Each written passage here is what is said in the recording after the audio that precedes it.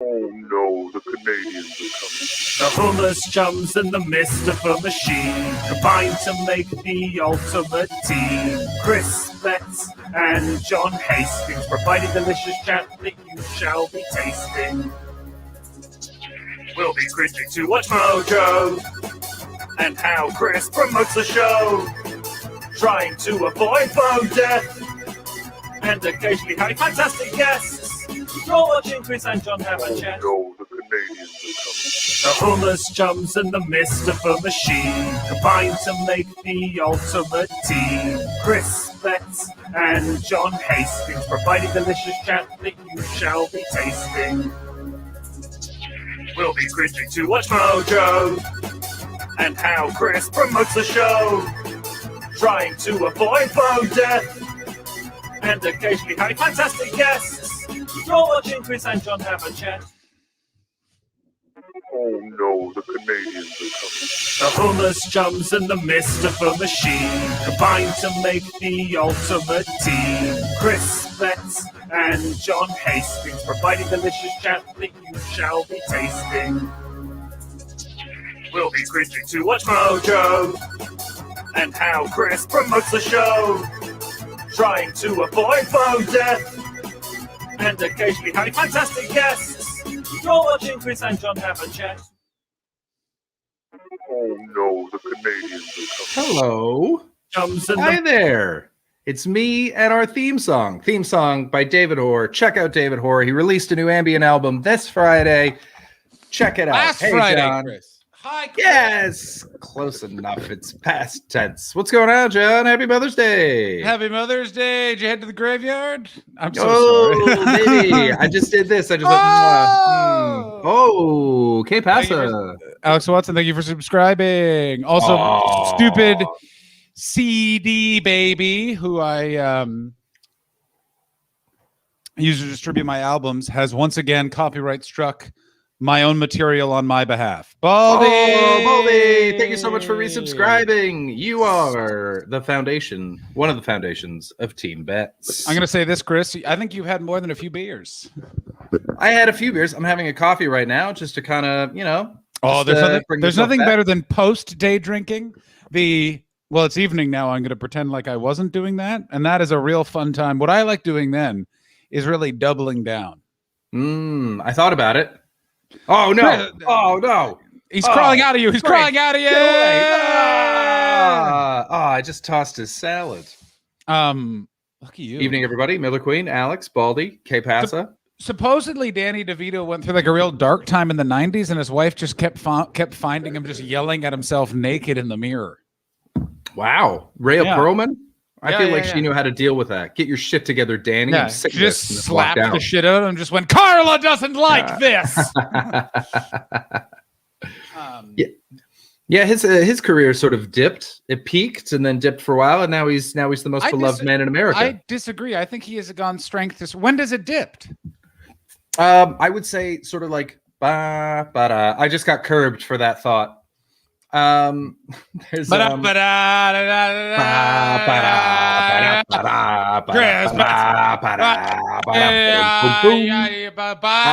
I would say post Batman Returns, he made like some good stuff, but he wasn't the guy for a long time. Like he was starring in movies around that time, and then there was the dip until I'm gonna disagree with you. I think what it was is because he was like that old school kind of movie star. He was directing a lot.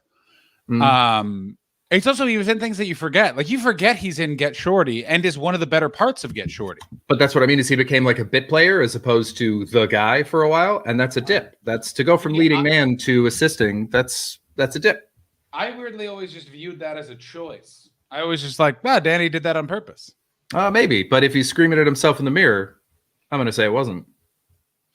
I mean, the problem with also show business types is he could have been EGOTing and still been like, you're a loser. You never won a People's Teen Choice Award. Yeah, you never got slimed, you tiny bitch. Yeah. Okay. You have to fuck. You have to fuck this one of these two people. Danny DeVito out of the shower, fresh and clean. George Clooney after a long marathon in the rain. And Oh, Danny DeVito anyway. Yeah, I would agree. But I particularly. Yeah. Oh no, See, there he's look at coming. He's this coming for us to get yeah, fucked. Yeah. He's coming to get fucked by He heard me. Amy. He heard me. Come get it, Daniel. Hello, Megan. Welcome to the stream. So I have added a second monitor. What I did was I took the TV that we had in the living room and I added it to my thing. And as a result, things are starting to ease. No. So as a result, I think my stream elements is a little overwhelmed. But it looks good. Do you want to see it? You want to see? You want to see my? Because I have two monitors, but I don't trust this kitchen table. What I need to do is elevate the second monitor. So what I have to do is kind of like important things go on this screen, and then I have the other screen, which is just like sort of unessential stuff. Here's the one thing that really shows my millennial age. The idea of having two monitors, every time I look at it, I go, if I want to, I can hack into the mainframe. Yeah, mainframe, baby. So here's mine. Oh, you got rickrolled. Oh, I don't recognize it. I don't recognize this. I don't recognize this. Oh no. Oh, I don't get no. what is rickrolling? I don't know what that is. You got rickrolled. I don't know. What is rickroll? Who's rickroll? Can you hear that? Was that coming through? No. Ah, damn it. Wow. I do have a second thing. And Rick Astley was singing Never Gonna Give You Up. I mean, I do like that, and I do like green screen rickrolling. Do you know that I've met Rick Astley? No. When I was working for Aaron and Tasso at Q92 in Montreal, Quebec, Canada. He came in to be interviewed, and I'm going to say this right now. Such a nice man. He smelled like success. Really? You've met Rick Astley as well? What? Yeah, man. He's fucking cool ass. Also invested his money. Good. I'm very glad because some of those one-hit wonder careers, they're on the rights. On the rights. Totally fine. Oh, good. Totally fine. Like, and it's something crazy. Like one of his wives or his wife was like, I can't remember the story, but it's like he knew someone that was an investment banker, all that sort of stuff. A Richard roll is where you put your dick in pastry and then take people by surprise. I remember that from the Tom Hanks movie Bachelor Party. I've never seen that movie. Tom Hanks' career for me begins and ends with Philadelphia. Imagine that's the only Tom Hanks movie you've ever seen. Just the second half? That's yeah. I've only seen the first half, which is just about a lawyer being curt to people. Who knew it took AIDS to give you humanity? What would be the worst movie to only have seen the first part of, and then that's how you judge the rest of the movie? I think for like the first 20 minutes, if we were doing that, Schindler's List. It's that part where he just becomes rich and he's a success in Germany. Oh, yeah. It's just the story of a guy who succeeds well with fascism as a backdrop. That's a good one. Yeah. The movie Up, if you imagine if the movie Up was just the first 5 minutes, which by the way is the psychopath test. If you've seen the movie Up, by the way, I never finished the movie Up because I felt so betrayed by the first 5 minutes. Really, it's very good. It's very fun. I say that. I haven't watched it again, but it's very good. No, the beginning of that movie. I have found a lot of the straight men's. Literally, that is our kryptonite. It's an emotional nuclear weapon. Oh yeah, you got to cry when you watch that. I cried during that, and I mean, I cry a lot more now. Like since my mom died, I became in touch with my feelings in a way that I wasn't before. So I cry much easier. But before that, when I was still just like a dude, the scene in Cool Runnings where they flip over and then they carry the bobsled. It's phenomenal. And the dad is like wearing the T-shirt. Oh, it's phenomenal. And everyone's just so impressed. It's so powerful. That and then the end of Milk when the whole city is full of people and they've got candles. I think that was very beautiful as well. I cried at that. That scene fucks me up. It's also very fun to go to the Civic Center in San Francisco because man, what a shitty neighborhood. Like I love America's funny in that I see why they view government differently. Everywhere else in the world, they put their government buildings in such nice areas. Like it's a nice, beautiful garden-laid walkway. And like, you're just like, what's that smell? And someone goes, they're baking pies. And then they're like, what? And they're like, oh, of course. What? Your city hall doesn't have free pies? And you're like, and then you come to America and it's like, where's the government office? And they're like, oh, do you see that big plume of black, thick smoke? It's like, yeah, there. They're just burning tires. The one with kids walking in through the back carrying pickaxes. Oh yeah. Like you go to like you've seen the LAPD badge, right? So you know what City Hall in Los Angeles looks like because that's what that image is. And downtown LA, like I love it. You and I both share a love of walking around cities and also share the sweetest of all privilege, the white male privilege. I feel so free. The world is my oyster. No one will even rob me because they know the cops will come to investigate. Is this a pearl? Thank you. I earned this. Yeah, pardon me. I'm off to just get a career that I want. Hey, I just kind of feel like. I, of course, mean the logo from Dragnet. Best, I would say, I think my favorite of all intros of police procedurals, Dragnet. Law and Order is very close second, but just for the fact that Joe Ferretti at the end says, I wear a badge, but walks away from the microphone, so it seems like he's walking towards a case, gets me every time. Yeah. I like David Horse comment here. My mom found the beginning of Finding Nemo so traumatic. She used to say, I don't scuba dive, so this film's not for me, to get out of watching it. Oh, my God. They can't hear no, you're all going to laugh at you, but that's right. You didn't hear that, right? No, I heard it when they played it on mine a second before, though. Yeah, of course. What I do like moms, like dads are unwieldy in their emotional reaction to big things. This is how you know you're a dad, by the way, is if your children go to just let you know something and then they're always surprised by by your reaction. I think that's the defining quality of a dad. While mom is just just making a snap decision based on no real information and sticking to that forever. Like, am I wrong? You're a man who has a mom and a dad. Well, yeah. Well, half a dad, and so my mom was pretty, but it was because my mom was like the CEO. Yeah, the mom is the president of the family. Yeah, she had decisions to make. It was like if my childhood was a movie, my mom was the director, and my dad was the executive producer. No, I disagree. Dad, and this is true. If families are a movie, mom is director. Dad's cokey producer. He's there. Yeah. He can be incredibly helpful and useful, but there's certain situations where it's like, no, we got to get this guy out of here. Yeah. Yeah. You're not here to make decisions, big guy. You're here to just carry us along. Facilitate, but you're also facilitating because the cokey producer in the cokey producer minds, director's working for the producer. In reality, other way around. Yeah, man. But it's very important because the director can go to the cocaine producer and be like, you got to sort this out. You got it. Like, it's like, yeah, then that erratic nature really comes in. Yeah. And that's why single moms are a real force. Oh, what's Sadaf bringing Chris? What food is Sadaf bringing Chris? Not yet, but there is a sandwich on the way. Yeah. I can tell because this is how you know Chris's wife is bringing him food, is the focus goes from the screens to it's a subtle off the cameras. That was actually me looking to my second monitor because I'm updating our spreadsheet. You don't have them both at the front at the same time. I mean, I'm loving that spreadsheet, by the way. I haven't felt more calm for a stream in forever. It's all right there. We got it all lined up, baby. Hey, we got a Thursday guest. Do we? Mm-hmm. Just added. It's not been added. It has not been added to the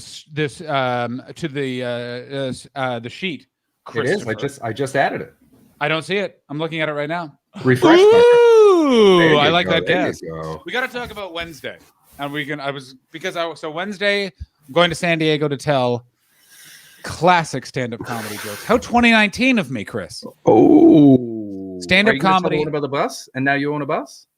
No, I'm gonna. Yeah, but I've changed it now. Oh, I'm alt-right comedian, but I didn't tell you. I've decided it's time to make money. Let me run you through. So now the government has no business owning buses. That's right. Yes. That's the only joke. Let me run you through my other jokes. I just point at someone and just go, what's this guy, a believer in Islam? Nice. Yeah, it's good, right? Yeah, okay, that's classic. Here's some other alt-right comedy I got going. Boogaloo boy. I hardly know him. Hey. Yeah. Boogaloo boy. What am I, Hillary Clinton? Oh, because he's a little boy.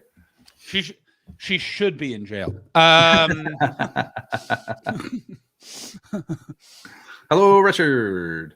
Oh, chat's going for it today. There's a bunch of good stuff in here. Oh, lots of upside down danglings. I don't even know what that means, and I like it. Downside of having brothers at least 10 years older than me. Oh, God. Only thing I remember about Lion King was getting back from the cinema with a bag of chalks and my two brothers dangling me over a stream until I gave them. Oh, my God. Jesus Christ. Over a stream. Were you raised in the beginning of any movie about a kid who goes to a fantasy world? Where did you watch The Lion King? Yeah, why were you so close to Scotland? Yes. This is the problem.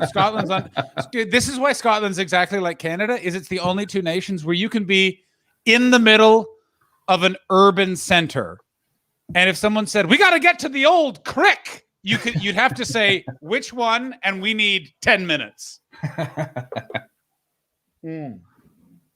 Boogaloo Boy of Company B. That's good stuff. My sister went to the loo in the scene where Mufasa dies and didn't understand what was happening for the rest of the film. Chris Betts, I want you to guess which of my ex-paramours finally made me watch Lion King. I'm going to go with your ex-wife. Incorrect. Before her, but not that before her. The one, I mean, I don't know if you want me to name names here. Yeah, let's go private chat. Okay.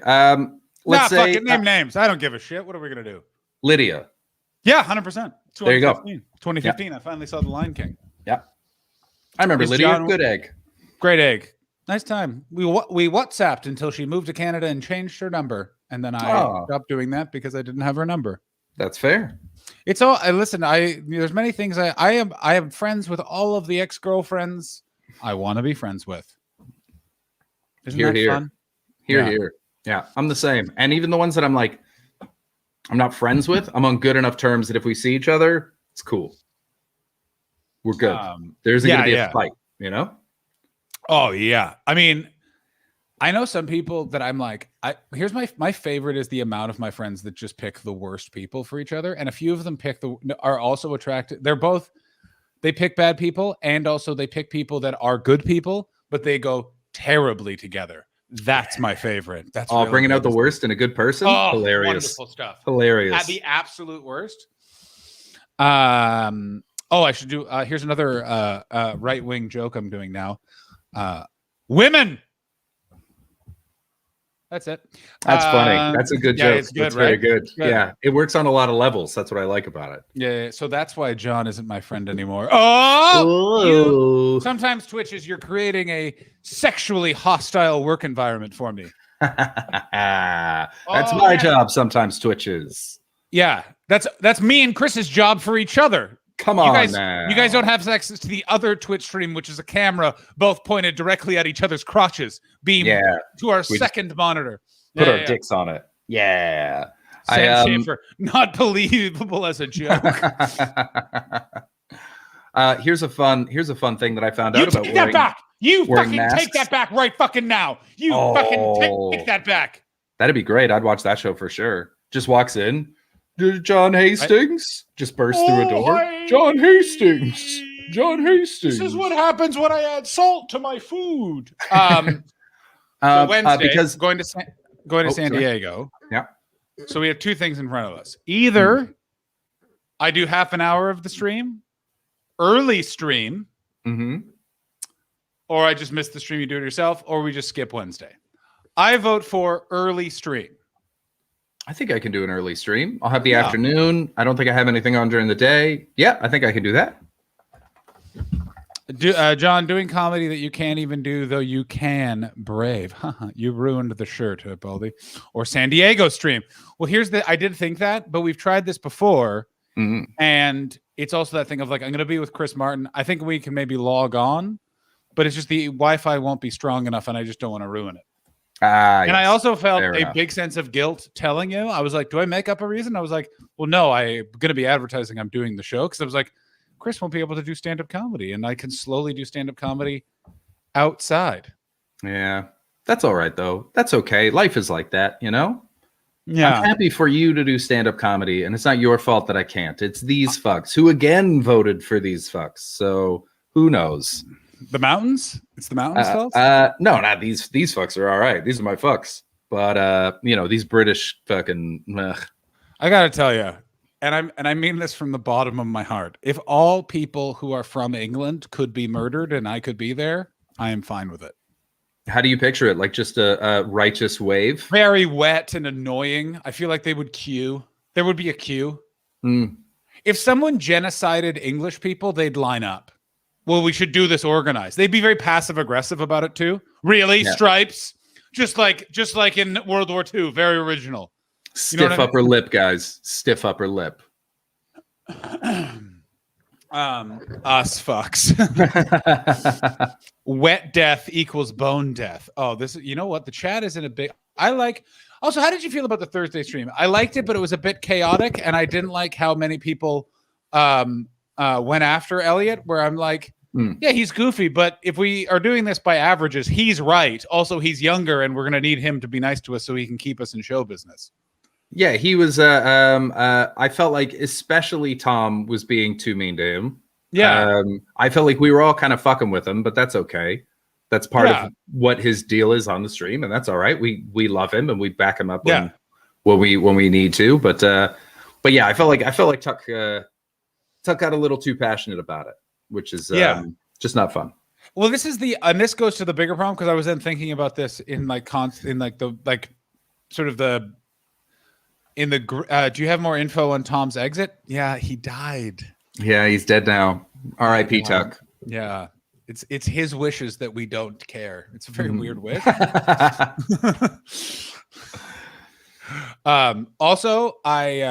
yeah, it was that thing, and that was basically like it was coming off of a week where I was just realizing I was like, oh, I'm depressed. But the problem is I'm so new to depression. I don't know what it is. It takes me like 3.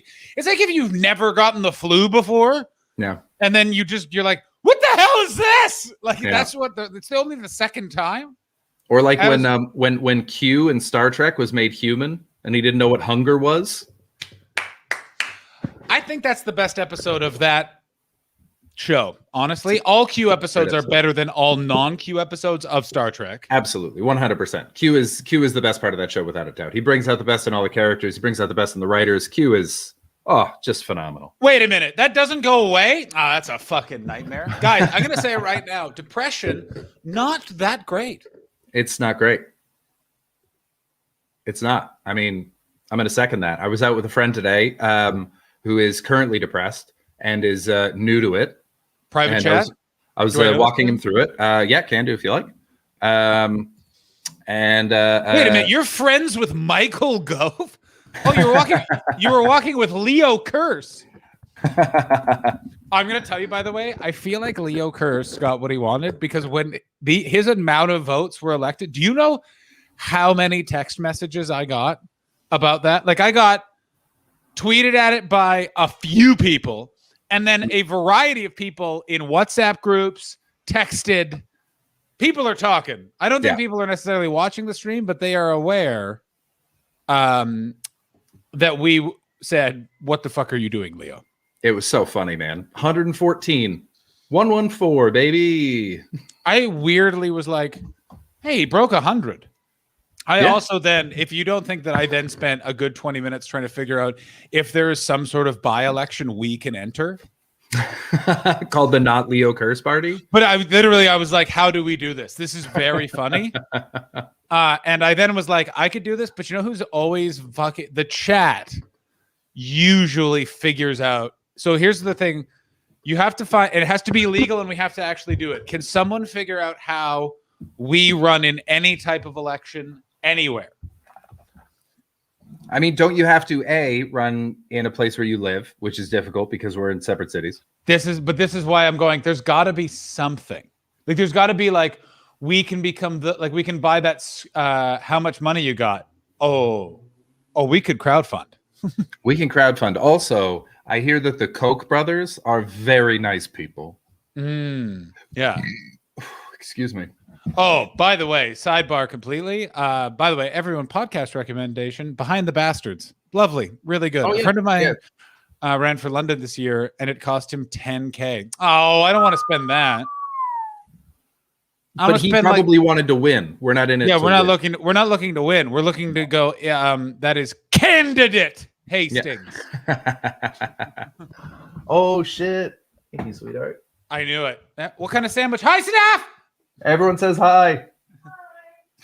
Did you hear? She said hi back. Yeah, that's good. What kind of sandwich we got going on here? Pastrami? Oh, toasted bread, of course. You got a toast pastrami. Now, what kind of mustard? I think if you French's. say man, ooh, that's good. Yeah, normally I think we would go with Keen's, but we're all out of Keen's. I mean, the idea that you can get British mustard not in Britain, truly, it's going. Well, now the sea can reclaim Britain. I love Keen's mustard, but that might be because my dad's from Manchester, so I just grew up with it. That tingle at the back of the nose when you put like just a little bit too much on, oh, that makes a meal.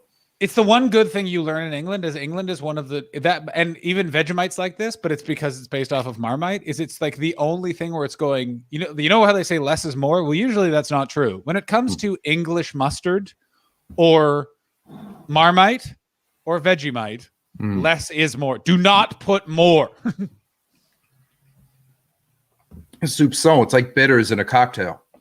Just the right amount, just to bring everything out. It's a bay leaf, or tea bag. Again, I don't know what the bay leaf is, and I have no truck with the bay leaf, and I have no.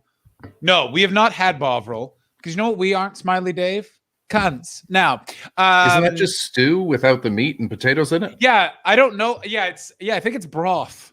Yeah. Cunt. Oh, we're up to 47.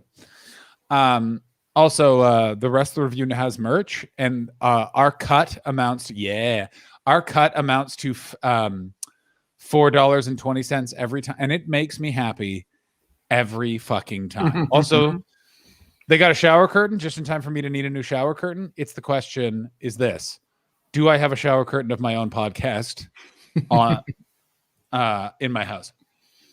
Yes, of course. Of course you do. And if you don't yet, you will do very soon. Yes, I certainly will. Let's get to it. So last week I was so fucking burnt out. Like it was one of those things where I was just like in it. So many things because there's still theoretically I'm going to Bjorn to love you. Just subscribed for 2 months in a row. Hello, Bjorn. I'm supposed to go to fucking Canada. Everyone's losing their fucking mind. A friend of mine has gone from like, oh, he probably has some mental health problems to like, holy shit. Like he went past like, this is alarming crazy to like, oh, you're so fucking crazy. I can't help you. You're out of your fucking mind. That's always sad. Like the kind of person whose social media output, you show it to someone and they just go, is this guy all right? Like it's so fucking crazy. It's so fucking Bjorn, do you want to come on? We can watch No Holds Barred. We could watch No Holds Barred. Bjorn, come on, let's watch No Holds Barred. What are we fucking doing? Bjorn, Alex, I am very Bjorn. happy with this sandwich. I'm very Bjorn, jealous. Bjorn.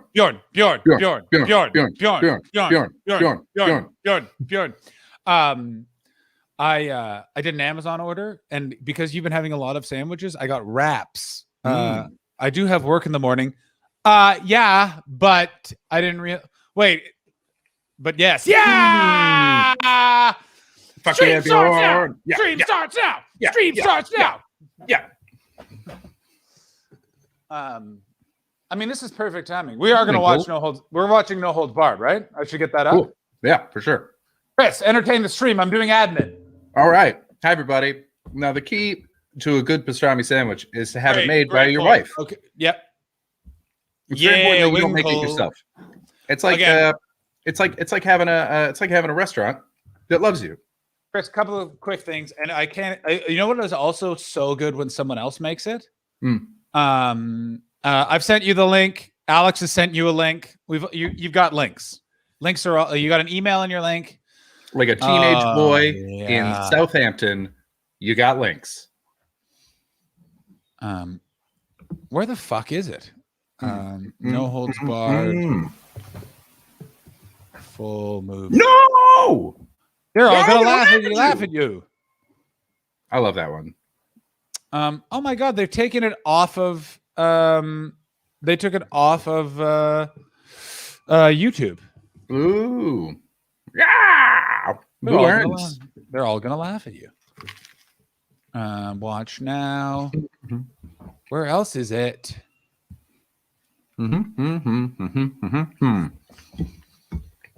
I sat bada. outside a pub and had beers today Oh, with my that sounds newly good. sad friend. So why And is it your was friend so newly good. sad? He was made redundant from a job that he's had for 10 years and was like very much part of it.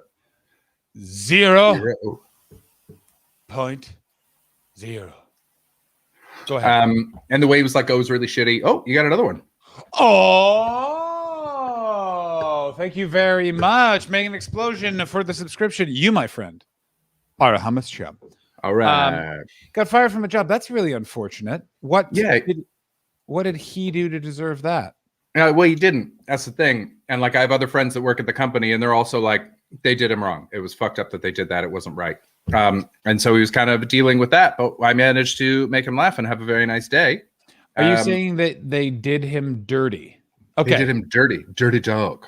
Here's the problem that we're currently facing. No Holds Barred doesn't seem to be available in the US. Can you see if you can find it on your end? The US. Paul Bjorn. Welcome Bjorn. aboard, Paul Bjorn.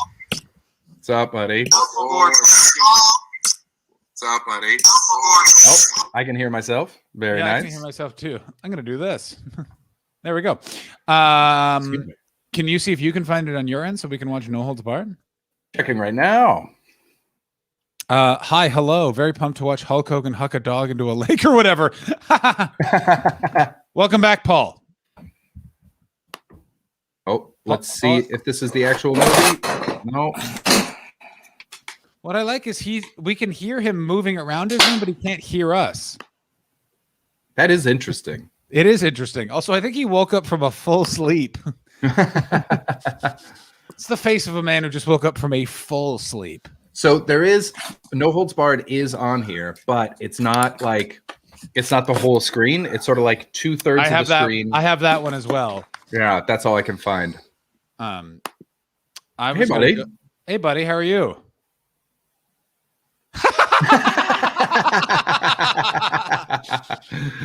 Paul Bjorn, everybody. Paul Yeah. Bjorn. I feel like this is a beautiful art. Yeah, no, but like check if it's saying, Is that Lovejoy? which one? Yeah, Oh. it is. I can't find it. So, but check, just Google No Holds Barred stream because that's the thing is I can't find it to stream even. No Holds Barred full stream. Let's see where it is. Yeah, it's not available in my location, but it should be available in some location. You fuck. Maybe it's only available in those places that keep banning my videos, which are like Syria and 3 other countries, North Korea, and a couple others that I'm very surprised care about what's on my video. Paul. No, it's not showing up. God damn it. Yeah. Do you want to watch Suburban Commando instead? I mean, yeah, it's great. I haven't seen it in forever. Me neither. I remember watching it on VHS at my grandparents' house. Paul, we can hear you. We can hear you, Paul. Can you hear us? Yep. Testing. Yeah. Testing. We can hear you can coming hear in that. loud and clear. I can hear you guys twice. Oh. See you, Paul. Bye, Paul. It's great to see you. Oh buddy. no, I can also hear myself coming back at me, and that's really unpleasant. Oh, that sucks. Well, it's like you got a monitor, you know? That's good news. Yeah. Sent you a link to No Holds Barred. Oh, okay. Is that in my Twitch? Let me check my whispers. Paul, welcome aboard. How many times can you hear me now? Good. Twice. Good. All right. Well, that sounds like hell. Do you have the Yes. stream open still? Is what Baldy's asking. I'm going to answer Baldy. No, he does not. I think what's happened is, unfortunately, for the first time ever, the voices in and outside of our head have lined up. Hang on, I think I... Oh, God damn it! Oh, don't sound like that. I mean, so Alex sent it to me, but it's taking its time. Chris, no talking. We're killing Paul.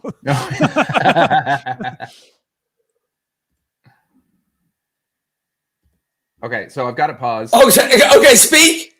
Hello, Paul. Hello. This is your conscience. Yeah. Wow, that was busy. Hang on till I get my ring light so I look beautiful. Yeah. All right, I'm gonna take you off and I'll bring you back on. All right, so what do you got, bud? So I got it, but it's like it's taking its time, so we're gonna leave it for like 10-15 minutes I like that. as it gains, and then we're gonna come back. I'm also just gonna quickly turn on my VPN. Oh, Just you because I thought feel like about- if we're illegally, openly broadcasting a movie that we're stealing, that's probably a mistake. And B, if they can trace it back to my IP address, a double whammy. yeah. What I like about the U.S. is that all they do is just send you a letter, and then if you Google what happens if I don't listen to this letter, all of Google is like they legally can't do anything. Violates search and seizure. That's exciting. Same reason why you can't get arrested in a drunk driving checkpoint in the United States. Huh. They had no probable cause to stop me. Which is, again, why America is such a fascinating place where you're like, that is technically true. They should have that law, though. Mm-hmm. Like, people drink and drive here a lot because it's also not a felony. What? Not It's a so felony. dangerous. Yeah. I mean, saying but I that, mean- I've done it a bunch of times.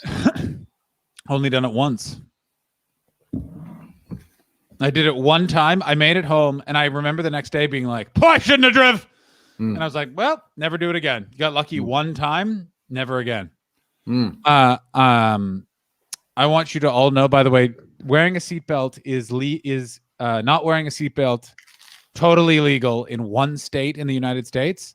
Not wearing a seatbelt illegal in Antarctica, technically, and they don't have roads. That's how that's how much freedom America loves right there. Paul, are you ready? Yeah. Oh. Is that Paul Bjorn or is that Elton John? Is that Bono? Yeah. Is that noted hypocrite Bon? Oh my God. Oh. Is that Robert Patrick, the T-1000? Is that a young Bruce Springsteen? Yeah. Thanks. I'm gonna go for the blue blockers. I'm eyeballing it today. I don't know what that means. Oh, isn't you're not? I've got contact lenses in. Oh, here's the one weird thing is I think both of you are people that wear glasses but look the same with or without glasses, which is very rare. Yeah.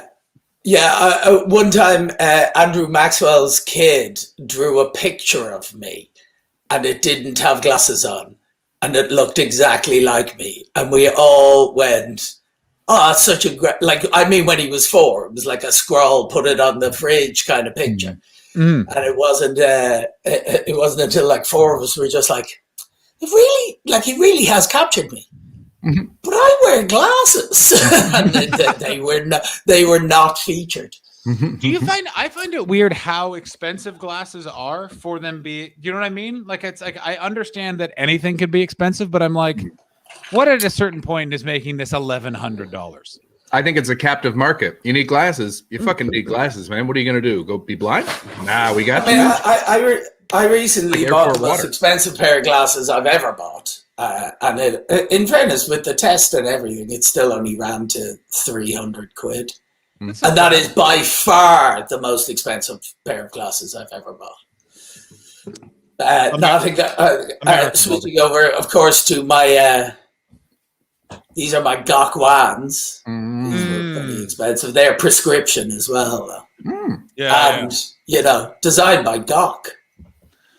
It's so crazy. Gok one, I missed his height of celebrity. I arrived in England just for him to be like, "Oh, Paul, Chris, watch out, Chris, Oh my watch God. out." Oh, get away. Oh, Jesus. Oh, Oh. that is disgusting. thing. when did you guys add that as a feature? About a week ago. Here's the thing I've thought about Danny DeVito crawling out of your shoulder a lot. The addition of there's certain things with men that just you're not attractive, such shirt cocking it. That is not a good look. Like you just Wait, what is a shirt cock? Shirt cock is shirt, no trousers, no underpants. Oh, shirt and cock. That makes sense. The Donald ducking it. Yeah, that I get. Yeah, you look like a toddler on the beach. Yeah. Toddler on the beach. Where's your mummy? Yeah. Oh, perv on the bus is also another fantastic use of that look. Which might I think Jay Moran did it really well. Go ahead.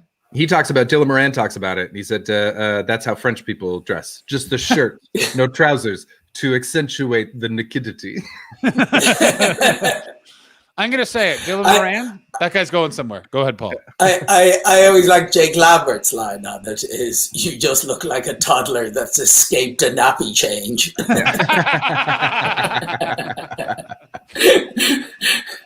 Also, let me say this about Jake Lambert. I think there's a portrait of him that looks horrific. When you find out how old that guy is, you just want to walk off a dock. Like, you're just like, you're what? Like, yeah, you told me this before, because I worked with it. Like, I directed a couple of his shows, and I had no idea that. Like, you reckon he's older than you? I think he's my age or older than me. Yeah, and he looks like he's 25. Yeah, I mean, he is a little bit gray in the. Yeah, but he's gray in that way that, like, sometimes a young person just stumbles upon like a dog being killed with a golf club and gets a little stressed. It doesn't seem like it was earned from continual stress. You know what I mean? Witnessed a clown getting mugged under a bridge. Yeah. Like, I feel like it was, and if I know Jake Lambert, it was like he forgot to do one notation on a tax form, and he just went, "I can feel it coming." Yeah. Oh my God, this is coming in from Baldy. He's 60 years old. 60.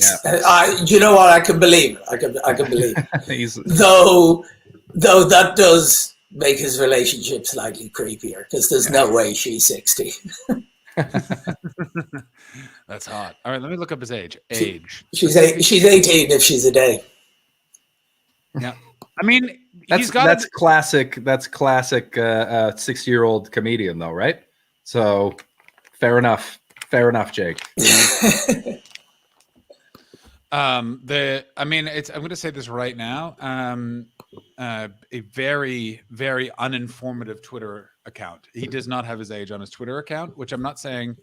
Does anyone? Yeah. Baldy has somehow figured it out. Same age as Hastings, so he's 35, which you wouldn't think he would be. Yeah, no, that's about right. I don't know. He seems much younger. He's also doing very well for himself. He's doing a lot better than you. But he does young man's material as well, though. Go ahead, one at a time for your insults towards me. Go ahead, Chris, first. Oh no! Oh, was Paul insulting you? I see the floor. I see the rest of my time. I was just saying that he was doing a lot better than John. Yeah, he certainly is. You know, because he does it. Because he also, I think, even occasionally writes for other people of the bigger, of the Kerbacks and that kind of stuff. Yeah, he does do that, and he writes for TV as well. Yeah, he's a joke machine. He is a very funny and lovely man as well. I do like his one-eyed cat, Richard Parker, who he refers to in its full name of Richard Parker at all times. I mean, again, cats deserve to have two names. Dogs, I can understand occasionally going rogue, because in the end, dogs are still beasts. But cats, given the opportunity, I feel like could just. Isn't that also like a Life of Pi reference or something like that? I've never. Is that the name of the tiger in that? The tiger on the boat, I think, is Richard Parker. I don't know. Maybe someone in the chat could confirm that. I can't be arsed Googling anything. I guarantee they can. They're our best researchers. I could just be making that up. What? This is a bridge too far, David Hoare. You're telling me he's good at bike riding too? Well, Jake Lambert, you have an enemy for life. Enemy for life. That'll do it. You know what really ages you? Destroying your body twice in bike crashes. That'll, it turns out, take the shine off. For the record, I only destroyed my whole body one time. The first time it was just an arm and psyche. Go ahead, Paul. Sorry, just since the last time I've been on, when, and I don't want to bring it up again, but I do, the great Jaffa Cake debate. Oh yes, this is before Chris. This is You haven't been on since I've been on. So there's been a new development in the argument is whether it's a cake or a biscuit. I think if I remember back, it might have been that John asked, "What's your favorite biscuit?" What's your favorite cake? And I feel like it was Baldy who went Jaffa Cake, knowing that he was setting us all up for a debate on it, because he knew the fact that it was a court ruling about the fact that biscuits go soft and cakes go hard and that kind of thing. So anyway, since all of that, Jaffa Cakes have also changed their advertising campaign. Has anyone seen this? No. It's like a woke, gender fluid thing that they're going for. That if you want it to be a cake, it's a cake. If you want it to be a biscuit, it's a biscuit. And they're now... So, anything you want, guys. I think it's a biscuit because cake is a size thing to me. Thank you. Well, see, they even did that in the court thing of they made a giant Jaffa Cake. Yeah, and that would be a cake. That would be a Jaffa Cake cake. So do you can have Oreo cake. So do you think? But do you think that does that mean that you that Mr. Kipling makes exceedingly nice biscuits because they're really tiny? I don't. You've used this before. I don't know who Mr. Kipling is. Nor do I. Hey, Brexit. Back me up, members of the UK population, that you know who Mr. Kipling is. But also, doesn't Mr. Kipling, probably named after Rudyard Kipling, famous racist? No. Mr. Kipling was a real guy. Mr. Kipling was a real guy. He made cakes. Mr. Kipling makes exceedingly good cakes. That was the. Even though he's dressed as his most famous.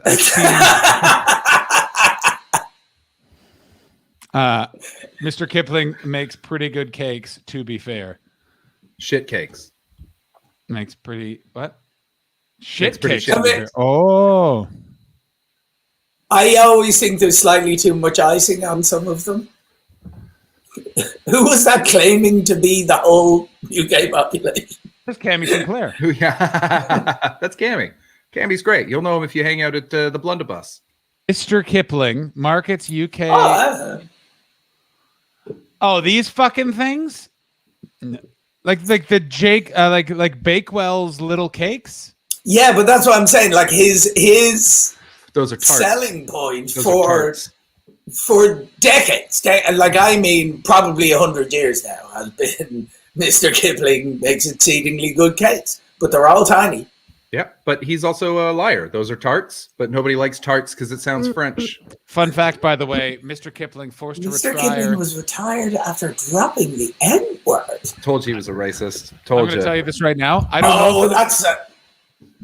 This might be a classic. Baldy is Rudyarding us there. He certainly is. Also, can Rudyarding please be a thing? Yeah, I don't want to try and make that happen. I'll tell you what, not only is Rudyarding a thing, so is mixing your Kiplings. He is straight up mixing his Kiplings. Come on, like now, you're mixing your Kiplings bastard. I mean, because here's the thing. Peen. The thing that I want to be very clear here about is a couple of things. One, I've really enjoyed since the time of 2016 being able to refer to friends and comedians alike as he's doing a bit of a Brexit, in that when they go right wing and go crazy and then try and run in a Glasgow by-election. But what's better than that is he's doing a bit of a Rudyard. It's so much better. He's Rudyarding. He's Rudyarding it, mate. Yeah, doing a fucking Rud. Yeah. He is rudding that yard right up himself. He's using the Rudyard leads, if you know what I'm saying. They just like talking to fascists. I don't know how this could be a job, but if your job could be relating anything that's going on to the movie/play Glengarry Glen Ross, I could do that. These are mixing your Kiplings, and you can't have them. A train car smells vaguely like right-wing bullshit. Yeah. Kipling's are for closers. What's my name? Fucking Jaffa Cake's my name. you see this cake? This cake costs more than your biscuits. Yeah. Third place is destruction of the NHS for the reasons of privatization. Sorry, First Alexander prize. Beckett King. ABK now stands for Always Be Always Kipling. be Kipling. A always be Kipling. B C or K Kipling. A always always, be K always Kipling. be Kipling. And then, by the way, Kipling, if you're in the U.S. Kipling in the US, by the way. Genuinely 100% going to start saying that. Always so- be Kipling. Yeah, A always ABK, people. ABK. I've maintained, by the way, is if the world was fair, and I think where we all went off the rails was that Alec Baldwin wasn't immediately murdered right after filming that role. Someone else could have played Jack Donaghy. No, we only needed him for that moment, and then Joe, do you know what I found out the other evening? I was watching. I was watching a making of and celebration of documentary. It's a shitty documentary on Amazon, but great subject of whatchamacallit. Oh, now the name's gone out of my head. The Was it about me in high school? sci-fi movie based on Star Trek. That's Galaxy Quest. Yes. And that Tim Allen, number one, Harold Ramis was originally meant to direct it. Okay. Like So much Ghostbusters, fucking Harold Ramis was meant to direct it, Would have been way but better. didn't do it because, and like he just come off Groundhog Day, but he ended up not doing it because he didn't like Tim Allen, and the studio wanted to cast Tim Allen. That sounds But right. one of the people, like they tried out everyone. And like at one point they were looking at like Mel Gibson, and this is obviously pre, For directing? we all know who runs the place, Mel Gibson. wait. What happened to Mel Gibson? Did he have some sort of run-in? Yeah, did Was there a something happen problem to with his Mel career? Gibson? Did Mel Gibson do something untoward? Yeah, Mel Gibson doesn't like people of the Jewish religion. And What? Wait a minute. But he's such a big But fan of he's- Jesus. You're telling me He is a big fan of Jesus, but if you've ever watched the movie, he quite subtly puts in it how the Jewish people tortured and condemned. Is that who that was? Who he That- considers yeah. his savior. Oh, See, I didn't pick it's that a- up. It's like in Borat at the beginning. I was like, who is It this is. festival It's about? quite subtle. It It's was quite very, subtle. very low-key. See, I just Yeah, always- but at one point there's a scene with a bunch of like hook-nosed dudes and they're like, but it's like if you blink you'd miss it. That's right. Yeah, it's like the dicks in Fight Club. It's just But apparently, one of the people who really wanted to do the role was Alec Baldwin. And Tim Allen basically beat him out to it because he was even more enthusiastic. Which, when you watch the documentary, does actually make you quite pleased. Like, you kind of go, yeah, it would have been a different movie. But Tim Allen actually, for all his own faults as well, is a big science fiction nerd and really wanted to do it. my favorite. Oh, sorry, John. You go ahead. My favorite Tim Allen thing from that is when he was working with Alan Rickman, and apparently Rickman didn't think much of him either. And there was one point in the movie where Alan got really into it, and he it's the scene. It's the scene where where he's responsible for one of the followers' deaths. And and so he and really he has to went for it. reveal to him that it's all a lie. That it was only a TV show. That's right. Yeah. So he commits to it, and then after they yelled cut, and they were like, "That was great." He was just like, I don't know what that was, but I didn't like that at all. I gotta take a break." And he leaves, and Rickman goes, "I think that man just experienced acting." Also, how bad of a bastard do you have to be that Alan Rickman, who, like, from all accounts was literally Hollywood's nicest boy, like Kevin Smith used to talk about that when Alan Rickman would just come to LA, Alan Rickman would like call like a shitload of people he had worked with to be like, "Hey, I'm in the city. I know you're probably busy, but if you want to hang out, we can." And then what Kevin Smith always said, which was weird, and he's talking about this other people, he'd always say at the beginning, "Is like, oh, it's Alan Rickman, by the way," as if he's like, "Yeah, man, yeah, Alan, I know what you sound like. You're in fact Hans Gruber from Die Hard. Like, I know what you sound like." You were the Metatron, you fuck. Yeah, like it'd be like if Jack Nicholson, Literally the voice of God. Yeah, hey, it's Jack Nicholson. It's like, yeah, Jack, I know who you are. Like, it's like when a friend of ours met Leonardo DiCaprio in a nightclub, and Max White, soon to be guest on the show, met Leonardo DiCaprio in a nightclub, and DiCaprio went, "Oh, hi, I'm Leo," and Max is like, "Yeah, no shit." Yeah, like what do you? Just go, "Hi, you know me. It's okay." Yeah, yeah. Also, apparently, that is the wrong way to react. You just turn around and go, "All right, Rio, how do nice?" Yeah. Like, just get it slightly wrong. Liam, is it? Yeah, I say you're a handsome man. Anyway, I don't know if anyone's ever told you. Yeah. Leah, friend of a friend of mine. It's like meeting the Rock, and it's just like, yeah, whatever, Wayne. Yeah. That was pretty great. Let me say this about Leonardo DiCaprio. Friend of a friend had sex with him. Had an NDA folded in his pocket. Like, was basically they're like, it was like the classic, like, "You want to come up?" And like they were in the elevator, and he was like, "Oh, by the way, like, just sign that." And then he went, and they like were walking to his hotel room, and he went, "By the way, I do it from behind." And so she was like, "Wait, what?" And so they had sex doggy style, and she looked, and he was just sorting through his iPod while they were having sex. And that right there, I was like, "Oh, Leonardo DiCaprio's fucking bad." He's a bad guy. There's bad guy move. In fairness, that does remind me of a mutual friend of all of ours. Private chat. Possibly a homosexual man. Private chat. I know who this is. Private chat. I'm guessing, but I want to know for sure. Private chat. Put it in the private chat. Put it in the private chat. But he who describes having sex with people as no-handed wanking. Yes, I know exactly who it is.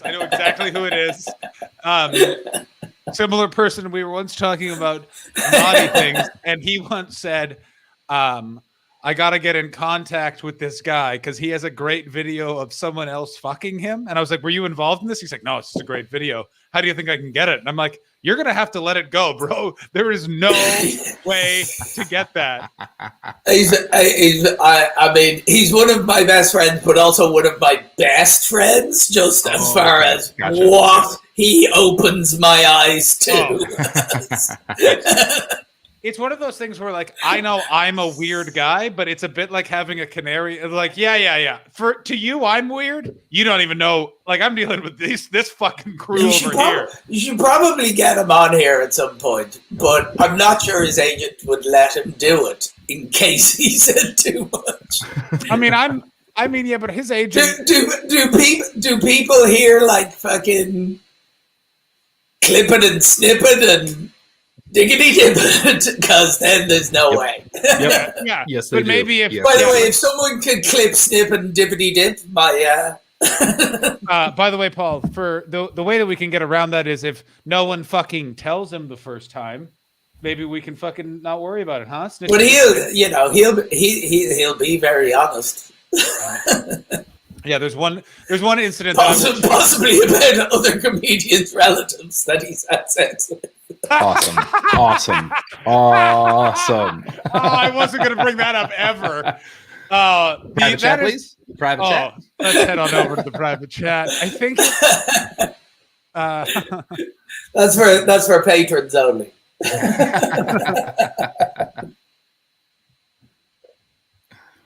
All right, this is arsehole behavior because now it's just turning into inside jokes.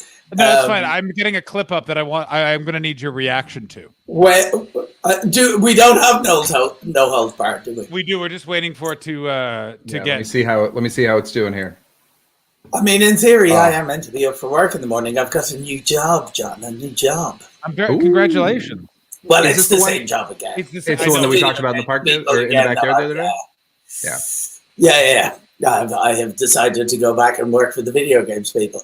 If anyone knows of any comedians who also play video games or music artists who are London based, who they would like to see on Ubisoft's GTV, give us a show. We're making a show with entertaining people come on together and play video games against each other. All We've right. had some fun people already. I have bad news about No Holds Barred. It's barely loaded. So I don't know. I might. You know what I'll do? I'll download it, and we'll have to watch it another day. Okay. What we'll do is we'll have Paul watch this and then say Paul can go Let's because he just does. try and remember what happens in No Holds Barred. All right. Yeah.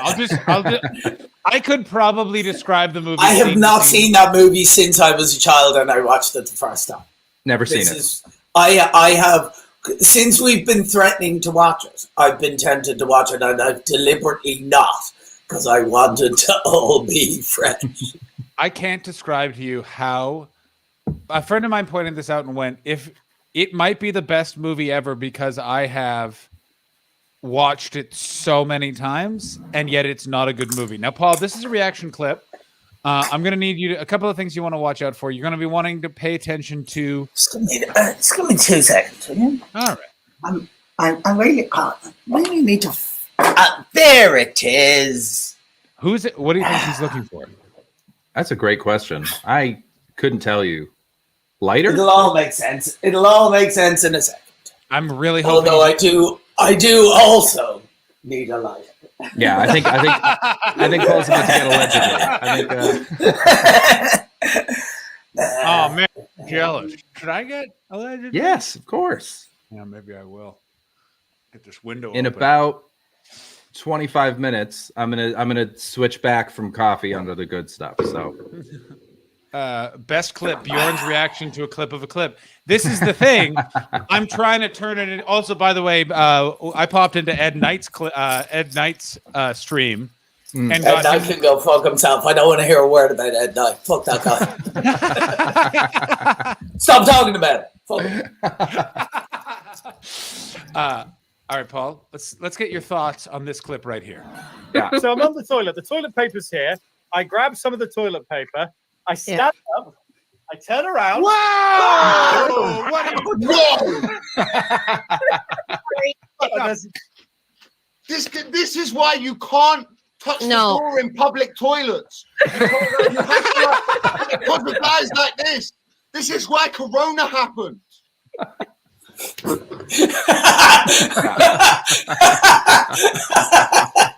you know what, Elliot Steele? I have all the time in the world for. He's the anti-Ed Knight. Yes, Elliot. Do you know I found out the other day that TV's Phil Nickel doesn't use fucking soap on his bumhole? What a filthy bastard! What is he This is how we get Corona. Exactly. not even shampoo. Yeah, he doesn't. I was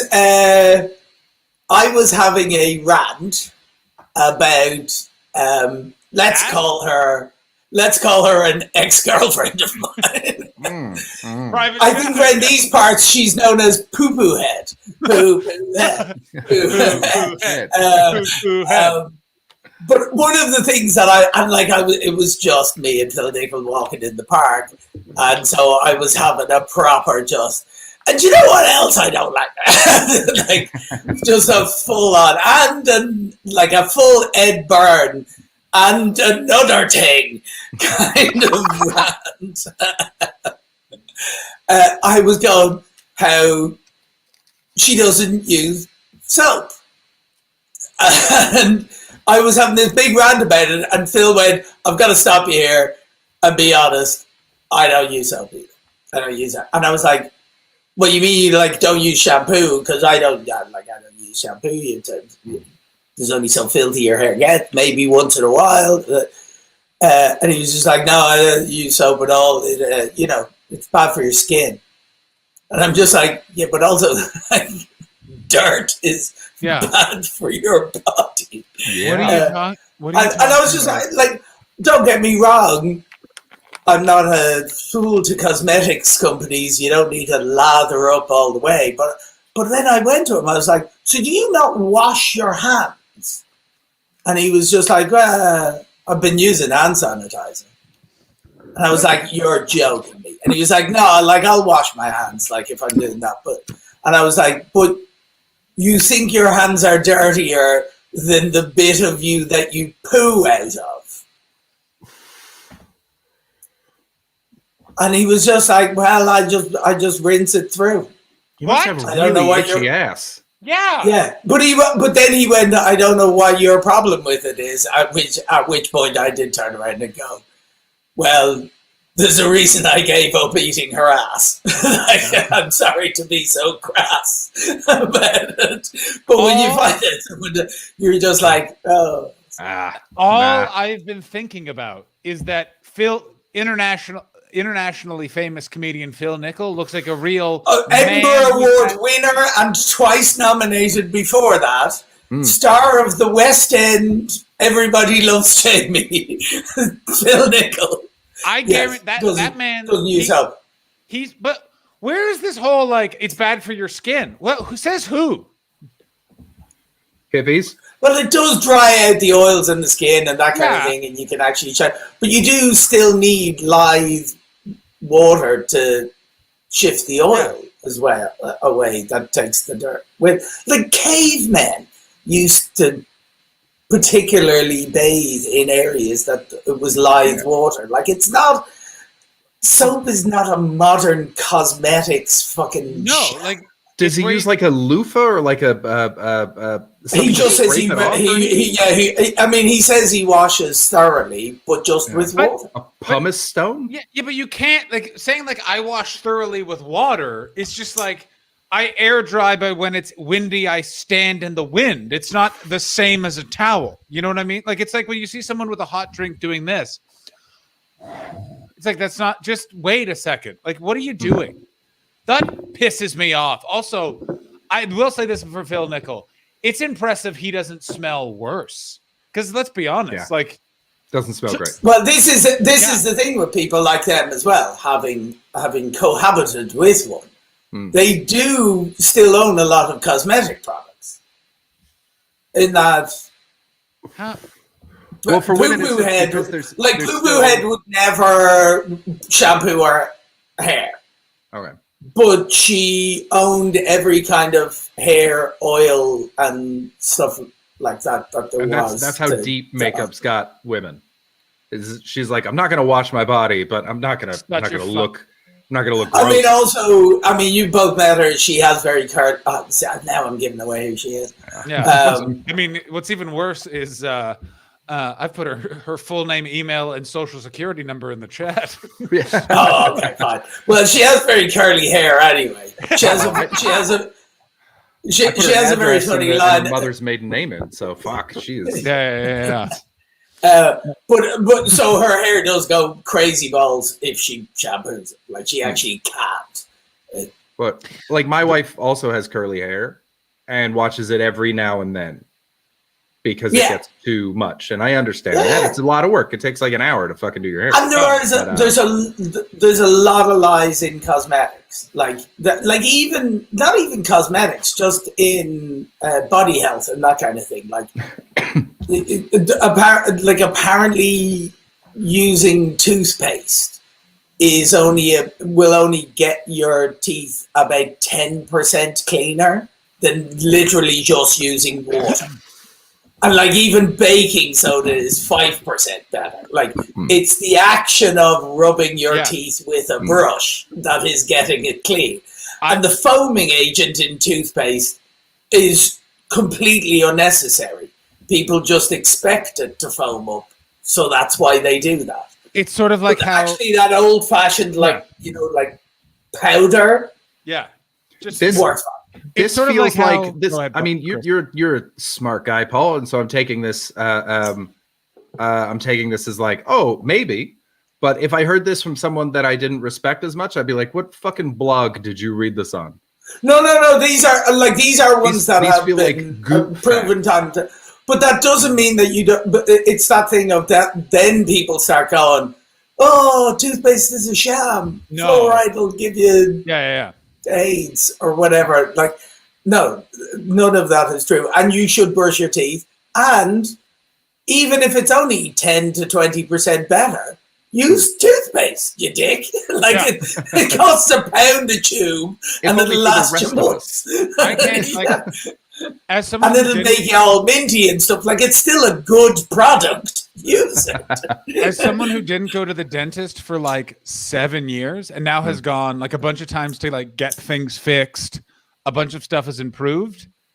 What a world of difference. Like, it was like there was just a bunch of stuff where I was like, oh, I didn't realize I was just not using like a whole part of my mouth, because if stuff went over there, like the gums were super inflamed. So I'd just be like, ah!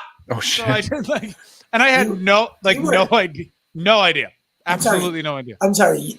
You weren't using a part of your mouth. I had no, like this backside, I just wasn't chewing on that side for, yeah. Like, I thought you meant like for everything. Oh, no. Like we're talking?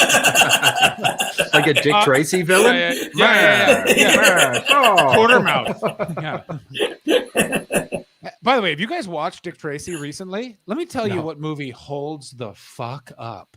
Really? That movie is absolutely batshit brilliant. Trailer, please. There's John, no trailer, other please. movie like it. That movie is because I watched it maybe a month ago. No, maybe longer than that. I definitely was still like bad with my arm, and I was like, literally the only things that were making me feel better were Top Chef and like movies from when I was a kid. Hey, let's celebrate. And one of them was Dick Tracy, and I started in the first 5 minutes. I'm like, oh, this movie's kind of fucking dated a bit, and then you're immediately like, oh no way, it's the greatest movie ever. Like, it's so good. It can't even be dated because it wasn't even right for the time. It's bonkers. It is absolutely start to finish. Yeah, absolutely, and so it should. It's weird as shit. He leaves a full... But it is what it is, and it did what it set out to do, and you either like it or you don't like it. That's great. I mean, there's also like even the thing of like the color palette is from the cartoon. There's only 6 colors in the movie. Like everything yellow is the same yellow. And then he hired like people like Al Pacino and shit like that to wear ridiculous prosthetics that you don't recognize. But also it's like Paul Sorvino's in it, like, and is about to be nominated. Like, it's also, he gets like all of, like, Dustin Hoffman's in it, Paul Sorvino's in it, Al Pacino's in it, Madonna's in it, that fucking motherfucker Amigo Montoya, who's a bag of shit to work with, he's fucking in it. Like, it's so not anymore. He's seen the error of his ways. I mean, I don't trust it, because I feel like he's the kind of guy that would be like, I'm pretty cool now. Who the fuck touched my bagel? His name is Mandy Patinkin. Yes, Mandy Patinkin. And all of his bad reviews all come from Chicago Hope or whatever that was. And Criminal Minds. He apparently like walked up to the really hot black guy in Criminal Minds and was just like something like, I wish I looked like you so I wouldn't have to learn how to act. Oh Jesus! I mean, I can see that. That sounds like a grizzled green room comic going up but to like Tom Lucy. But you see the way that's like a terrible thing that he's done, but Alan Rickman going, I think he's just experienced acting. that's cool though. Yeah. But he did that once to noted shitbag Tim Allen. That's the thing. He did it once to man who turned in his friends and then went around being like, we got to be harder on crime unless it involves me specifically. I do think it's funny because apparently Tim Allen did used to come to set every day, and like the first thing he'd do walking on was like deliberately like rip a fart out and start joking with people. Like he was just Tim Allen the whole time. And it is just that thing of like Alan Rickman begrudgingly admitting that the guy is doing a good job, but just hating him for all his fart jokes at the same time. It's funny because comedy's opening up. Because you can kind of picture yourself in Tim Allen's shoes as well, where you're just like, this guy is so easy to annoy. Oh, yeah. I'm just gonna keep doing. That reminds me of like when Tommy Lee Jones and Jim Carrey were in Batman Forever.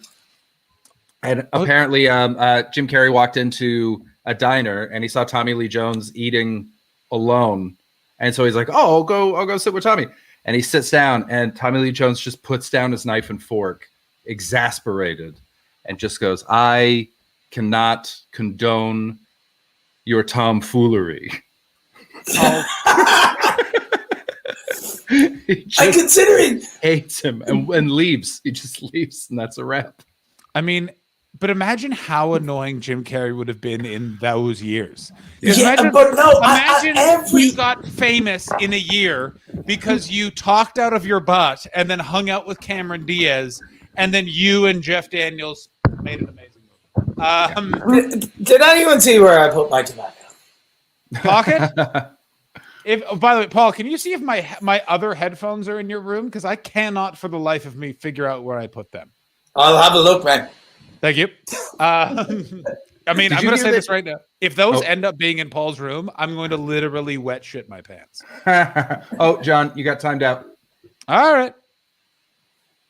So I heard this. I can't remember if I heard it on stream, but let me know. Let me know if you guys have heard this before. But apparently, the talking out of his ass thing from Ace Ventura, that came from when Jim Carrey was trying to be fired from In Living Color. And so he went up to the executive producers. It's better than that. I know this story. Yeah, so he was trying to get fired from it, and so he like turned around and he was like doing the whole "I'd like to ask you a few questions" thing from Ace Ventura. And then when he left and they wouldn't fire him, Keenan Ivory Wayans is like, "That's very funny. Put that in your movie." So no, he was just that Jim Carrey just was crazy on the set of In Living Color.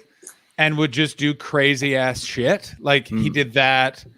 He also he kept pitching a sketch where I'm going to leave in a second, where he was just an earthworm.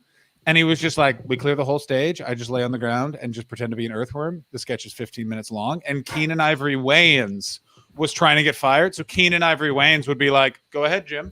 And all the and he'd be like, this is the new sketch. And they'd be like, you're fired, Keenan. And he's like, very good. See you later.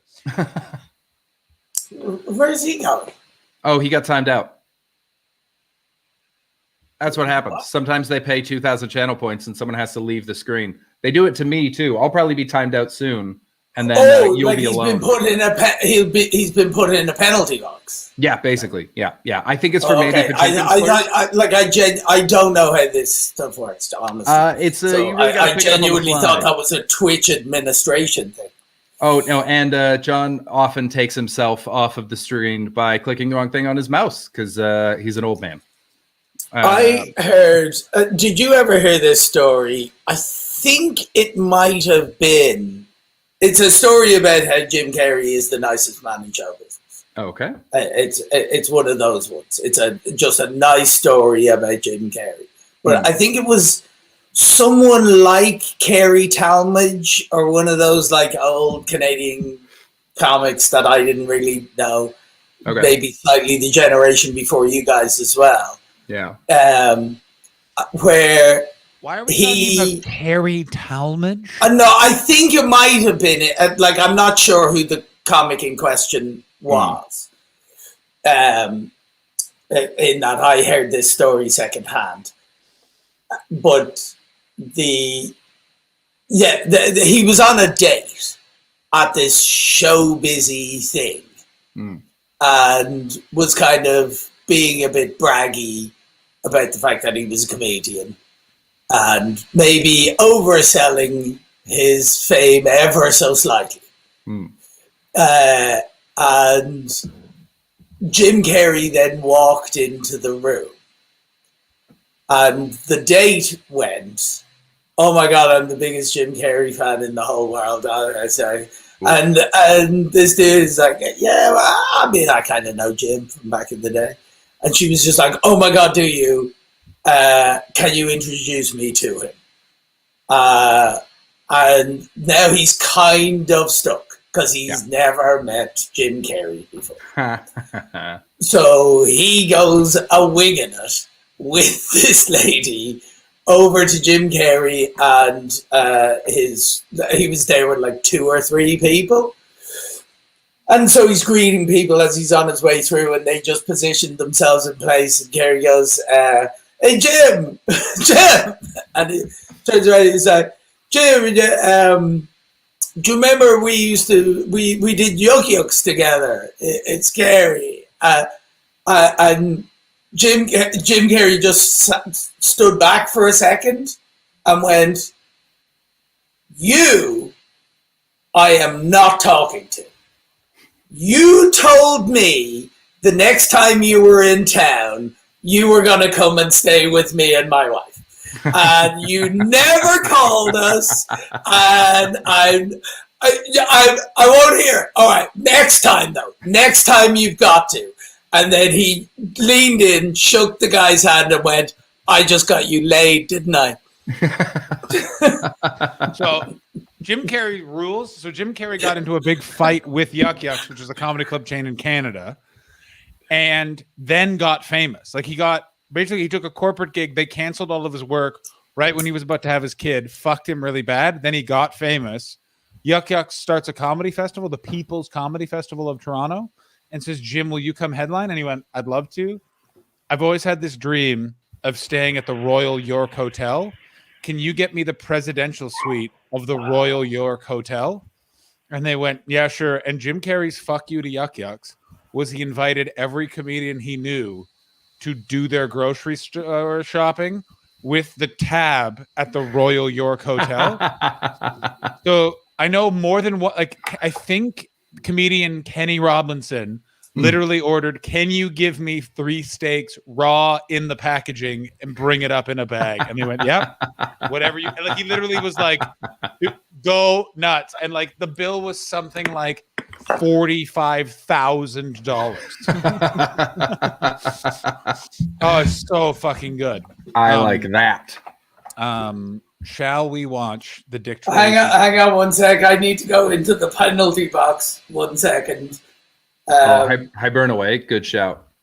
I think I got slight. I may have even been cut off there because someone was ringing me, and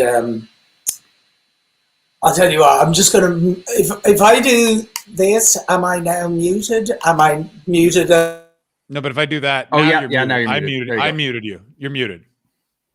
So I can't hear you. Go ahead. What? The person who's ringing me might be the homosexual man that we were talking about earlier, and I'm wondering if that's what he's ringing about. So That would be great. I'm just going to mute. Talk to you guys. Hope we're not in trouble. I don't think he watches. I almost just said his name. That's exciting. Yep. I mean, I keep thinking I did say his name. Hang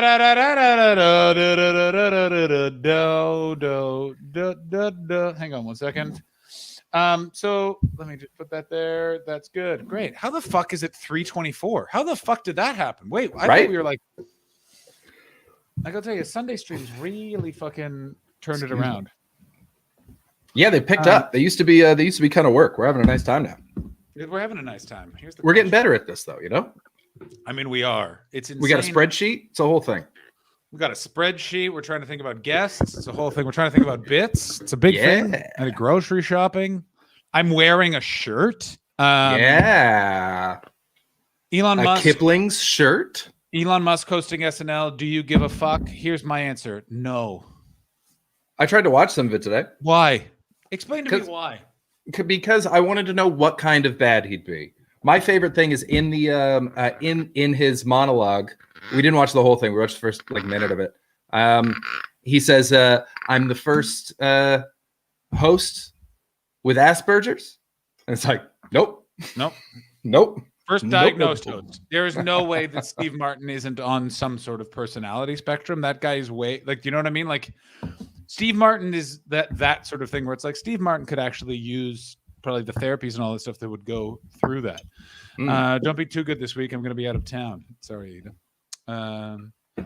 Ada, but just think of how good we'll be next week.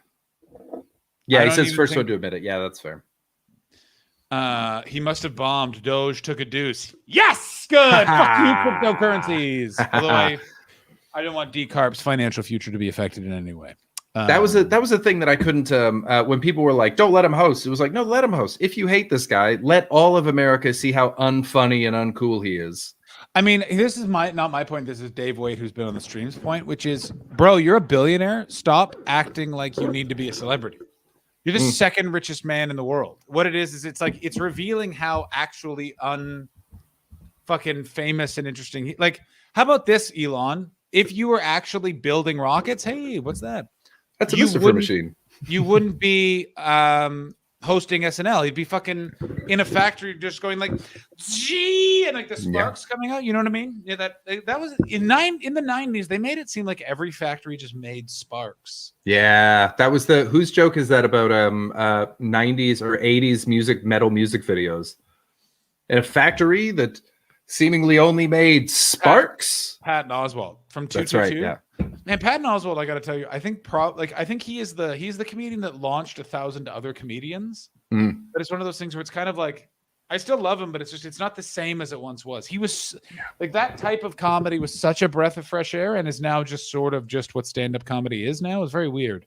Yeah, and what I liked, like I remember reading an interview with him years and years ago, and he was like, "Here's the problem with alt comedians now."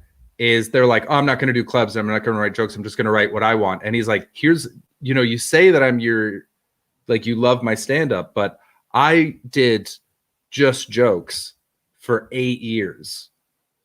And then I figured out how to make all this other stuff funny. And so I was able to make it long form and silly. And there's a mischief god that made a rat is the biggest rat you've ever seen. Well, my main problem with him is actually different than that.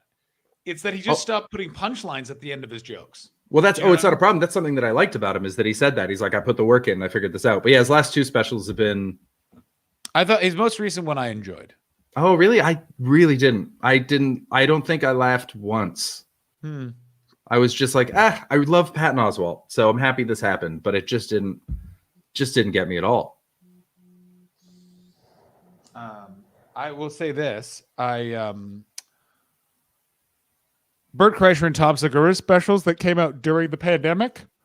Now that was fucking quality.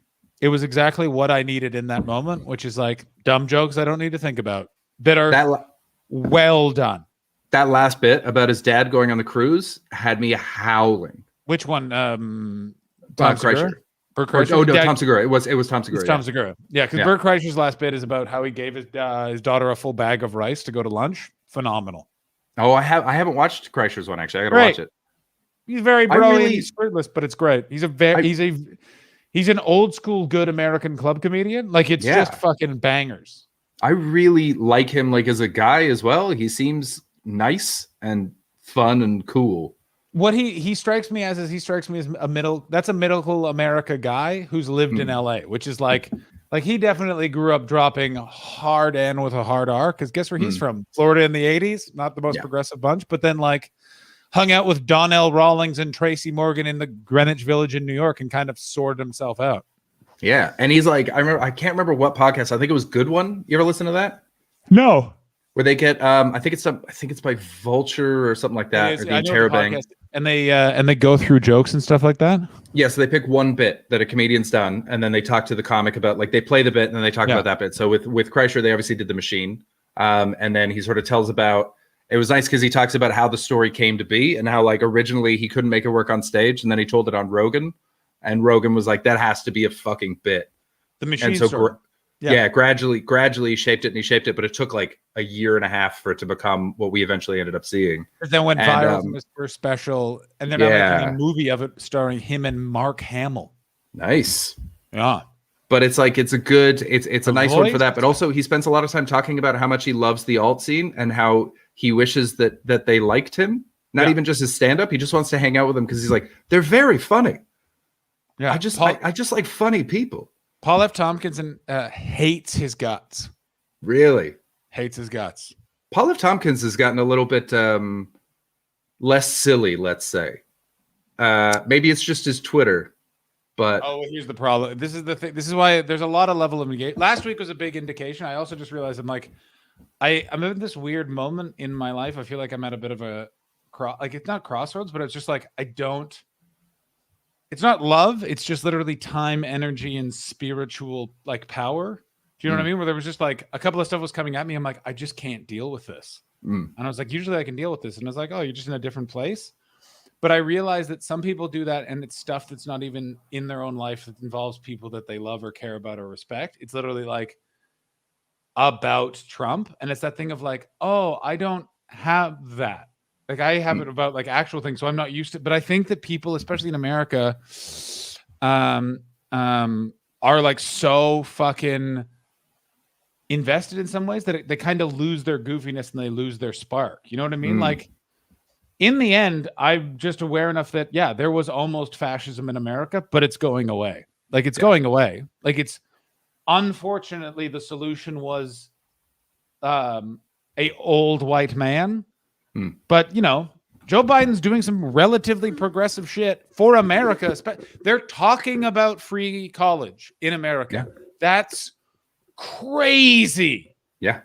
And to be fair, the only reason that it sort of had to be an old white man is because it had to be like a relatively open-minded establishment guy that people trusted, and only white guys have had that position so far. Yeah, and so that's why it's just a victim of sort of the you know the past affects the future. But it'll be someone else later. But it's also this thing of, and it's best exemplified by that clip that we now have that I literally have showed about 11 people that I love so much, which is Ashley interrupting Elliot and Tom to explain this is the problem. We're just polarized. And then they start attacking each other. Like Elliot was joking, but Paul, like, and it was so fucking well encapsulated. Like, that's where we're at, is too many people have gone, like down the rabbit hole too much. You can't hear, like, it's one of those things where it's like, I'm not going to reason with a Proud Boy, but I could talk to someone who voted for Trump. I mean, I'll reason with anybody. I don't give a shit. I've talked 3 people out of racism. I got fucking notches on my bedpost. I'm gonna keep it up because it helps. It does help. I mean, at some point you got to walk away from the conversation, but you know, I'm happy to have it until it's clearly not going to work. Yeah, I'm not gonna. I'm too tired right now.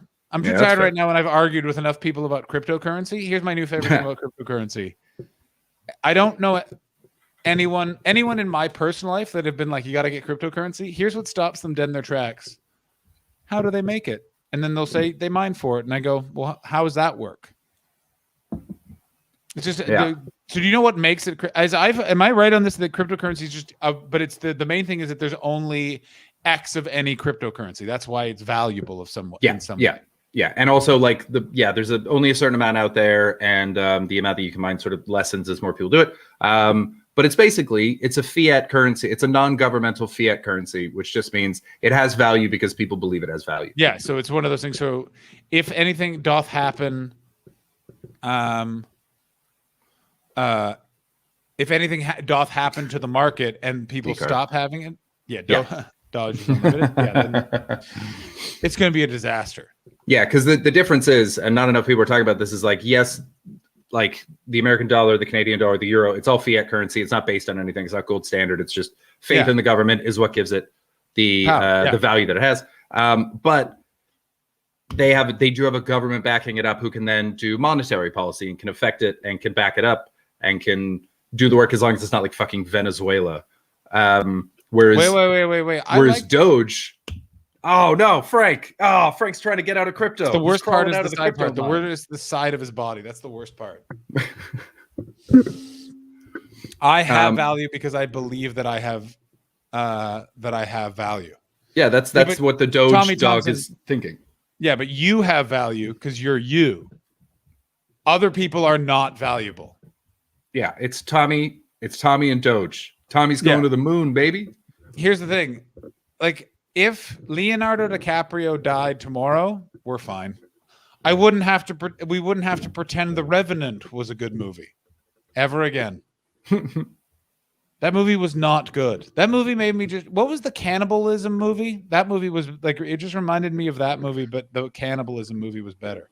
Ravenous. Oh, I never saw Ravenous. I saw The Revenant and it was like fine. It was fine. I didn't recognize Tom Hardy until 2/3 of the way through, which is about right for Tom Hardy. I like Tom Hardy. In that I also don't like Tom Hardy. I don't think he's very good, and I don't don't hype. I completely replace all currency with Batman bets. Ball these on to something. Yes. Was that the Bear movie? Yeah, it was the fucking Bear movie. It was, yeah. What do you think of NFTs? I think that a lot of comedians that are talking about moving to Austin are into them, and you know what that means. I am not into them. The problem is that it's so environmentally unviable. Yeah. Yeah, it's real bad. It's real bad for the environment. You know, my problem with NFTs is what it is really is a way for rich people to hide their money. Because the art market has crowded a lot of people out.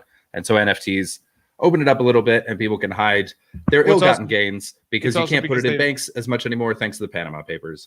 And I will take a lot of work for someone to convince me that it's based around anything other than that.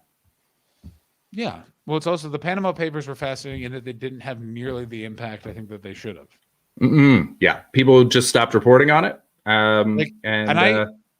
When David Cameron is decapitated by me and I kick his head down the street, you allegedly will know. No, I am going to do that. Okay, cool. Satire. Here's my question. Who's worse in your mind? Boris Johnson, David Cameron, Theresa May? Boris Johnson. I say David Cameron's worse. I think Boris Johnson is worse because of his craven need for power, whereas David Cameron is like, David Cameron thinks he's Boris Johnson, but Boris Johnson big balled him way out. Also just because of the weird innate belief that like Little England has in this fucking weirdo, that makes him worse because he's managed to achieve like this weird cult status where they voted for him again. Doesn't matter how bad he does. Doesn't matter how much money he literally gave to his friends of government money. And they go, oh, the NHS is taking all our money. Your prime minister literally gave his friends millions of pounds for nothing, for contracts that never were fulfilled. And they're like, oh, well, you know, what are you going to do? That makes him worse for me because he's like a cult leader. Because he's fundamentally unserious character and incapable of leadership from Hiberno Way. Also an excellent point, Hiberno Way. Here's my thing is I agree with everything that you're saying. I'm also like, and I put all of that on Cameron as well. And then Cameron's even worse is that Cameron saw the mess. And I think that if Cameron had stuck around a bit, there would have been some continuity of government in some description. Instead, he was like, I'll stick around no matter what. What's that? JK. Bye. Oh, yeah, he's a fucking coward. Yeah. I'll still be angry at Finn Taylor for the rest of my life because we were at a music festival where David Cameron was walking around and I saw him. And I said it to Finn Taylor. And I was like, I'm going to open up by saying, David Cameron's here. I want to cut his head off and kick his head down the street. And then Finn, who was hosting, went on and said, I just saw David Cameron. And I was like, what the fuck? No, you didn't. I saw him. Finn. Outrageous. The one nice thing is then people then got very upset because we were in the middle of Oxfordshire. Like we were in his riding. And it's like, oh, that's why. Wait, what do you mean? Well, what do you mean they got upset? They got upset with Finn or they got upset that they got upset with Finn because they're like, yeah, of course he's here. We love him. I remember doing a show in this like was it in your charity show? It inside your own asshole? It was right up my own ass, and it was at a charity organization for crippled people, basically people who had lost legs, were generally less limbed than you would hope, and this guy who came up. He was in a wheelchair as a quadriplegic, and he sort of came up and he was. I have to interrupt you, and let's just imagine together what would happen if he went to Tea in the Park. For those of you that don't know what Tea in the Park is, Tea in the Park is a music festival in Scotland that gets gross.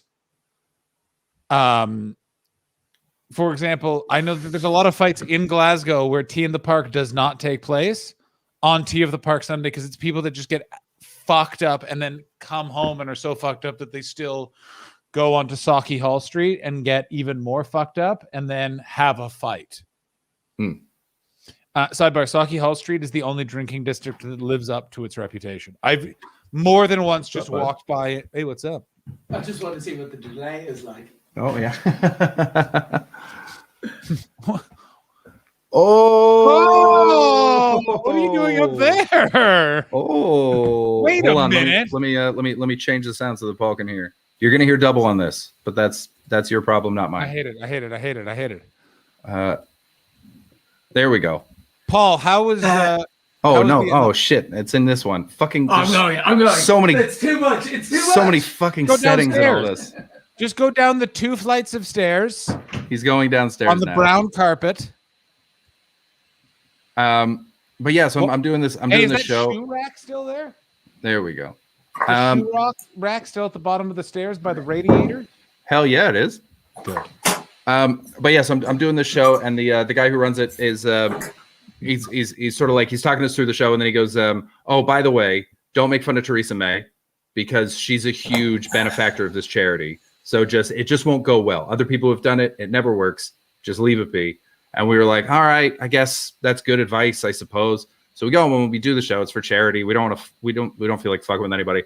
And then during the break, the guy that runs it, he comes over in his wheelchair, and it's just overtly racist for about 10 minutes.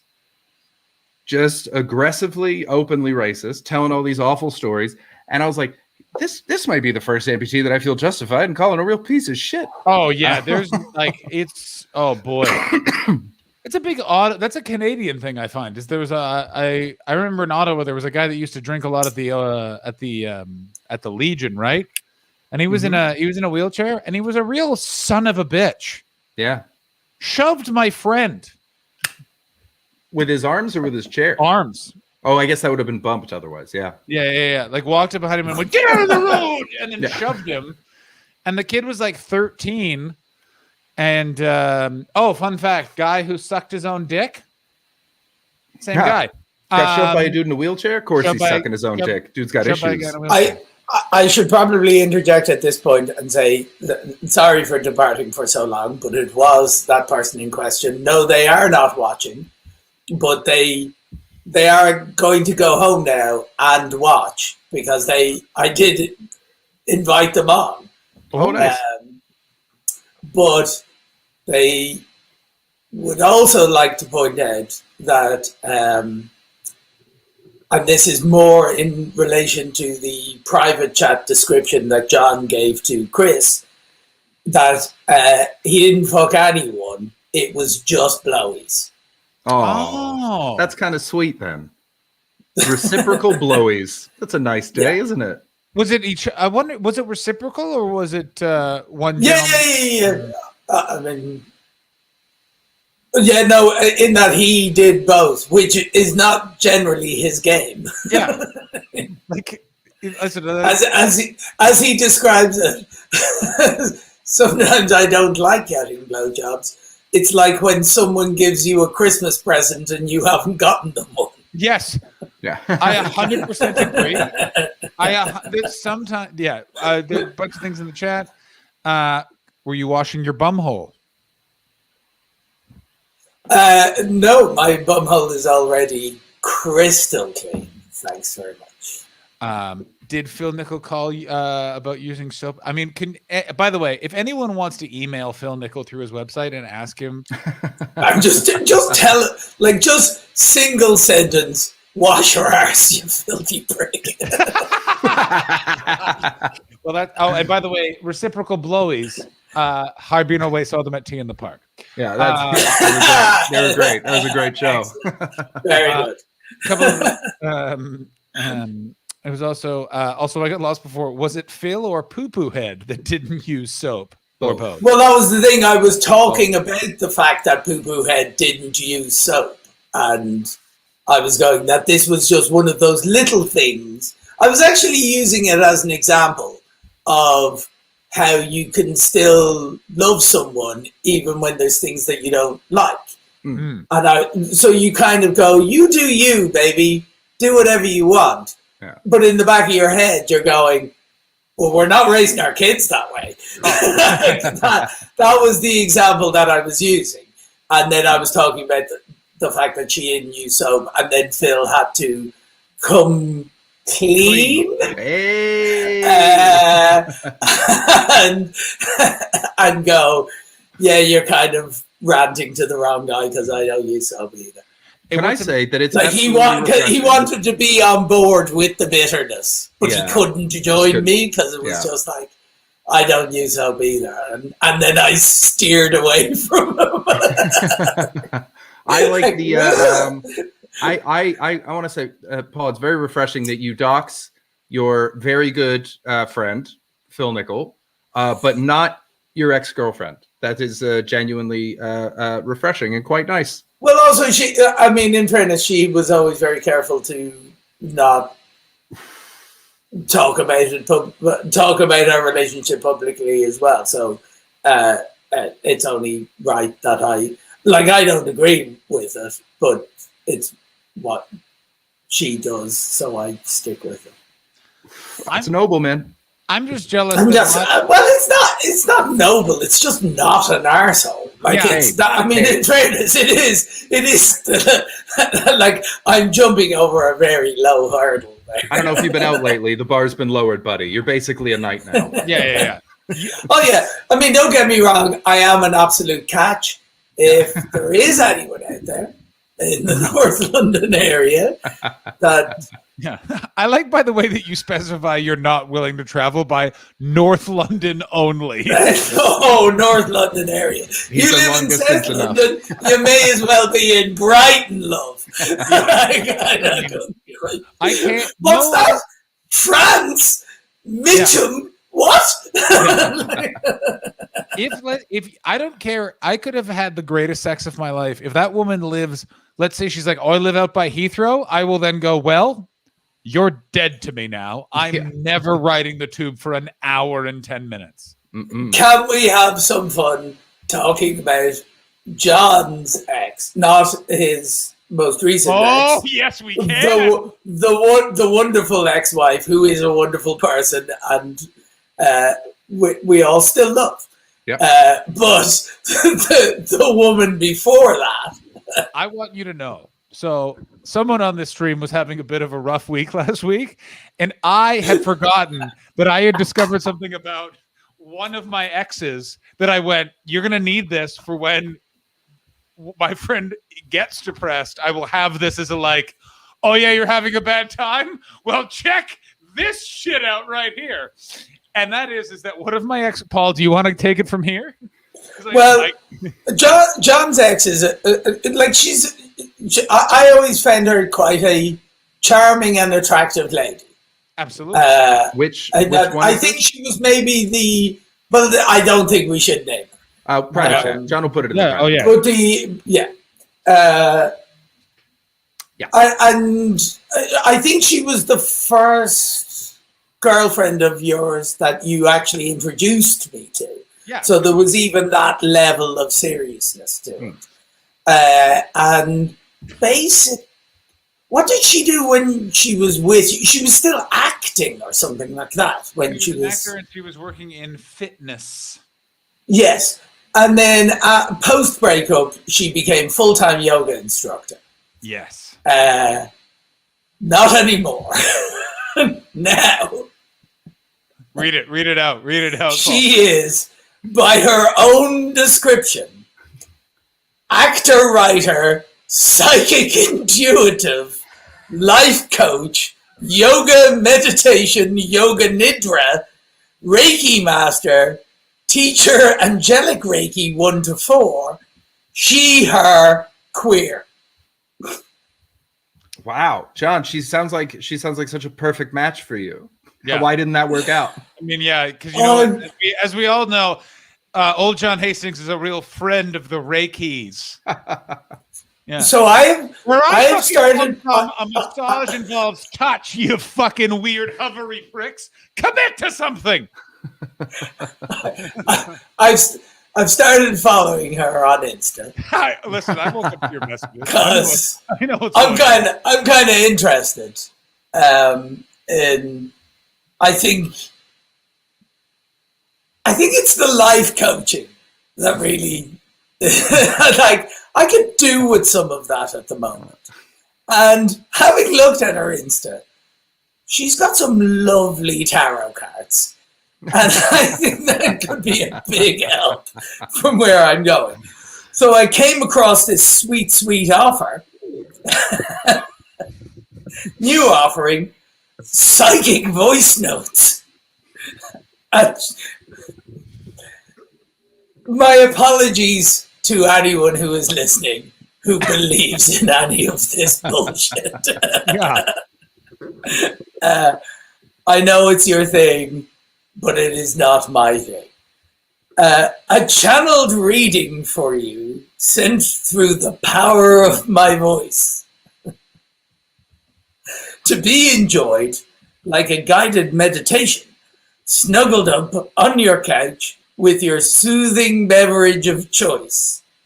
This reading is perfect for that burning question you would like insight on, a general tune-in and check-up, offering clarity around an area you find yourself stuck. £44 for the offering. DM me with your email. Jesus, you really mixed your things there, Hastings. That is... Hey, it was over. She is mixing her Kiplings all day long. Yeah. She's having a real Rudyard, isn't she? I will say this was I dated and broke up 6 years ago. Somehow know that was 6 years ago. I feel like I made the right choice and I'm vindicated here. Where do you get £44 from? This is what I like. I mean, apart from the fact that the power of her voice is beyond value, but how did you come across the figure of £44? It's what the market offered her, Paul. She might be psychic, but she's still a slave to capitalism, and she knows that the going rate for isn't that what Miss Cleo charged? Isn't that Miss Cleo, such a good reference. Because also, who else remember? I don't think anyone else would remember. Do you remember Miss Cleo? Do you know who Miss Cleo is? Paul, do you know who Miss Cleo is? I have no idea. Well, get ready, my friend. Bloody Miss Cleo. Miss Cleo was a real star of the commercials that were on in between clips of softcore pornography on City TV in the late 90s. Wowzers. She's great. Before you play, I should just say as well, when I was bombarding John with all of this stuff on WhatsApp, he messaged back going, she really knows how to amuse me from afar. I don't know how she does it. And then followed it up with, oh, that's right. She's got the gift.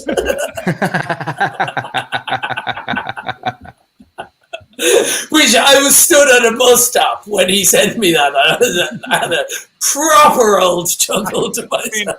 I gotta tell you, it's one of those things with like, I really try and be respectful of other people's spiritual views, and that means people that believe in psychics gets my full brunt of agnostic rage, where I just go, no, fuck you. I know that this is meant for the Hasidic Jews, but their baked goods and bagels are delicious. So guess what? What you're doing is childish, and you need to grow the fuck up. And then I pop off. You know what I mean? Like, here's my thing with religion. If your buildings are very nice, I'm fine with it. I love a synagogue. Great construction. Always. I love your days off. Days off, which is a particularly big one in Ireland. Like, I know they do bank holidays here. Every bank holiday in Ireland is some fucking saint's birthday. Like, it's mwah. Brilliant. All different sects of Islam. I love the fact that you guys have a mandated rule: get your fucking shoes off. Also, you guys always seem to be having the best chats in front of your religious buildings. Whenever you see Christians talking in front of a church, they seem up to something. You see Muslim people talking in front of a oh my god, what are they? It just popped out of my head, brain fart. What mosque. Is that? Thank you. Standing in front of they seem like so at peace, just all walking with their hands behind their back off to get something delicious. Also, by the way, the Finsbury Park Mosque, that had a lot of problems in the past, has twice invited me in for delicious breaking of fast during Ramadan. Let me tell you, I don't know what they're putting in that food, but that is. I mean, hands up here, who's been to Edinburgh? Where is the place to get the most delicious, nice, organic, simple to eat meal for under a fiver? Yeah. It's the Mosque Kitchen. Yeah. I eat there every single day during Edinburgh. Like that place has kept me alive. Yeah, me too. All the time. Which is more than Catholicism ever did for me. Oh, you know how awful would that restaurant be? Welcome to the Catholic Church kitchen. We've got biscuits. They've gone bad. Like, do you know how awful any other religion's church? That's up there. Synagogue kitchen. You can't keep me out of it. Pardon me. Do you have more kugel? Like, oh, wonderful stuff. Yeah, it's just delicious. We have two comments in the chat real quick. Hibernaway says, I knew a girl who worked for an angel card reader. Apparently, it's basically tarot for people who are too delicate to absorb any bad news. Wait a minute. They've got a tarot that's just the good news? Yeah, just no death card, no none of that. It's all just hey, everything's gonna be fine. Don't worry about it. That's like playing roulette, and it's all a black wheel. Like that's not. And it pays out 1-to-1. Yeah. Honestly, the entire breadth of my knowledge on tarot is based on Live and Let Die, the James Bond movie. That Jane Seymour plays solitaire. Yeah. Here's my with the brilliant Yaphet Kotto, the man with the reddest mouth in movie history. Yeah. My question for tarot is, which card is it where you get stabbed in a parade and then put in a coffin that's got a false bottom? That's the one I'm always worried about. And is also slightly racist, but we ignore that because you ran across alligators. Oh my God, yes. Like the thing with go ahead, Chris. Oh no. Finish that thought, and then I've got two more things from the chat that I have to deal with. The thing with Live and Let Die that is so amazing is in terms of James Bond movies, it ushers in the greatest era, which is its peak Roger Moore James Bond, who was by far the best. I think it's Roger Moore's first one, isn't it? I believe, is it his first or second one? I think it might be his first. I think it is his first one. Yeah, because he's young. God, Roger Moore is the best James Bond because he's by far, absolutely hands not down. even close. Yeah. Because James Bond is too stupid a character to fucking take seriously. Yeah. And he's the best fucking high camp one of them. And I also believe that he's the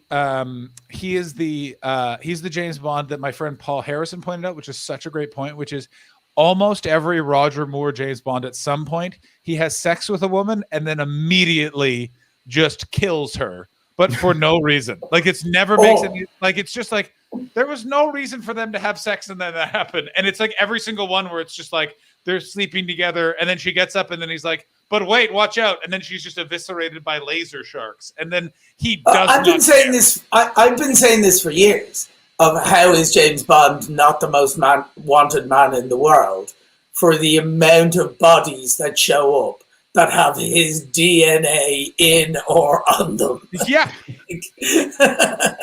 I mean, somehow like it's mental. Oh, it's just like, oh, it's the old jizzy killer again.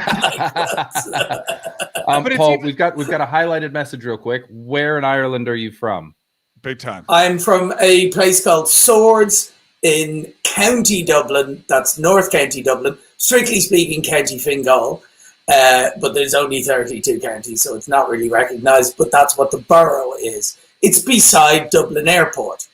There's arrows going Belfast this way, Dublin that way when you leave the airport. I am on the road to Belfast. So if you were a woman, you wouldn't fuck you. Oh God, no. No, I'm from a shit part of Dublin. Not a properly like inner cities Roddy Doyle novel shitness.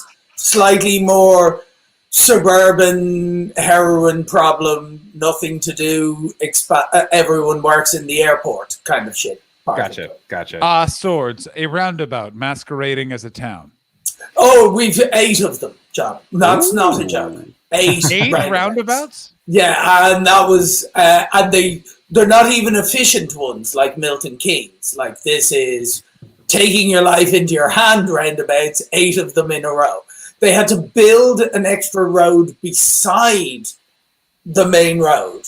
That was a new highway simply because foreign travelers couldn't negotiate what was the main Dublin to Belfast road. Great. Which Swords is an offshoot of. And yeah. Great.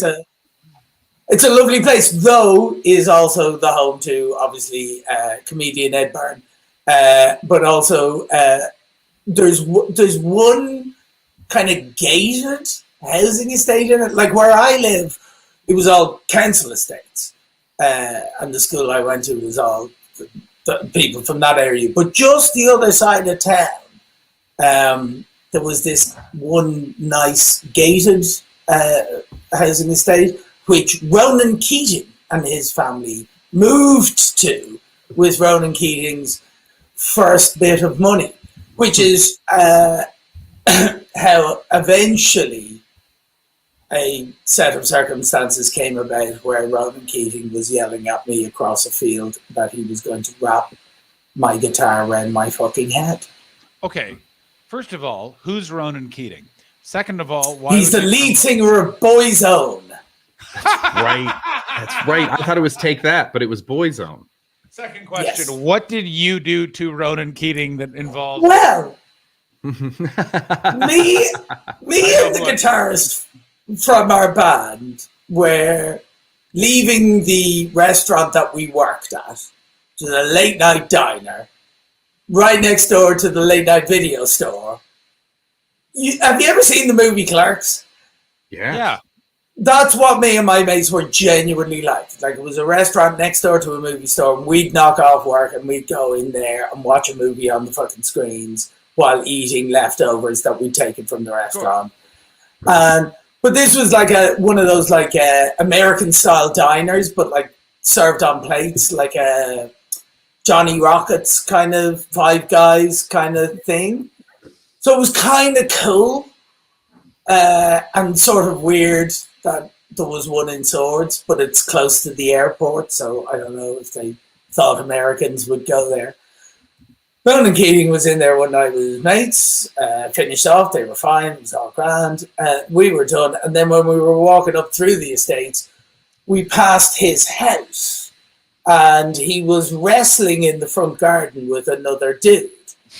I did not know who Ronan Keating was, really. But one of my mates went, "That's that Ronan Keating dude."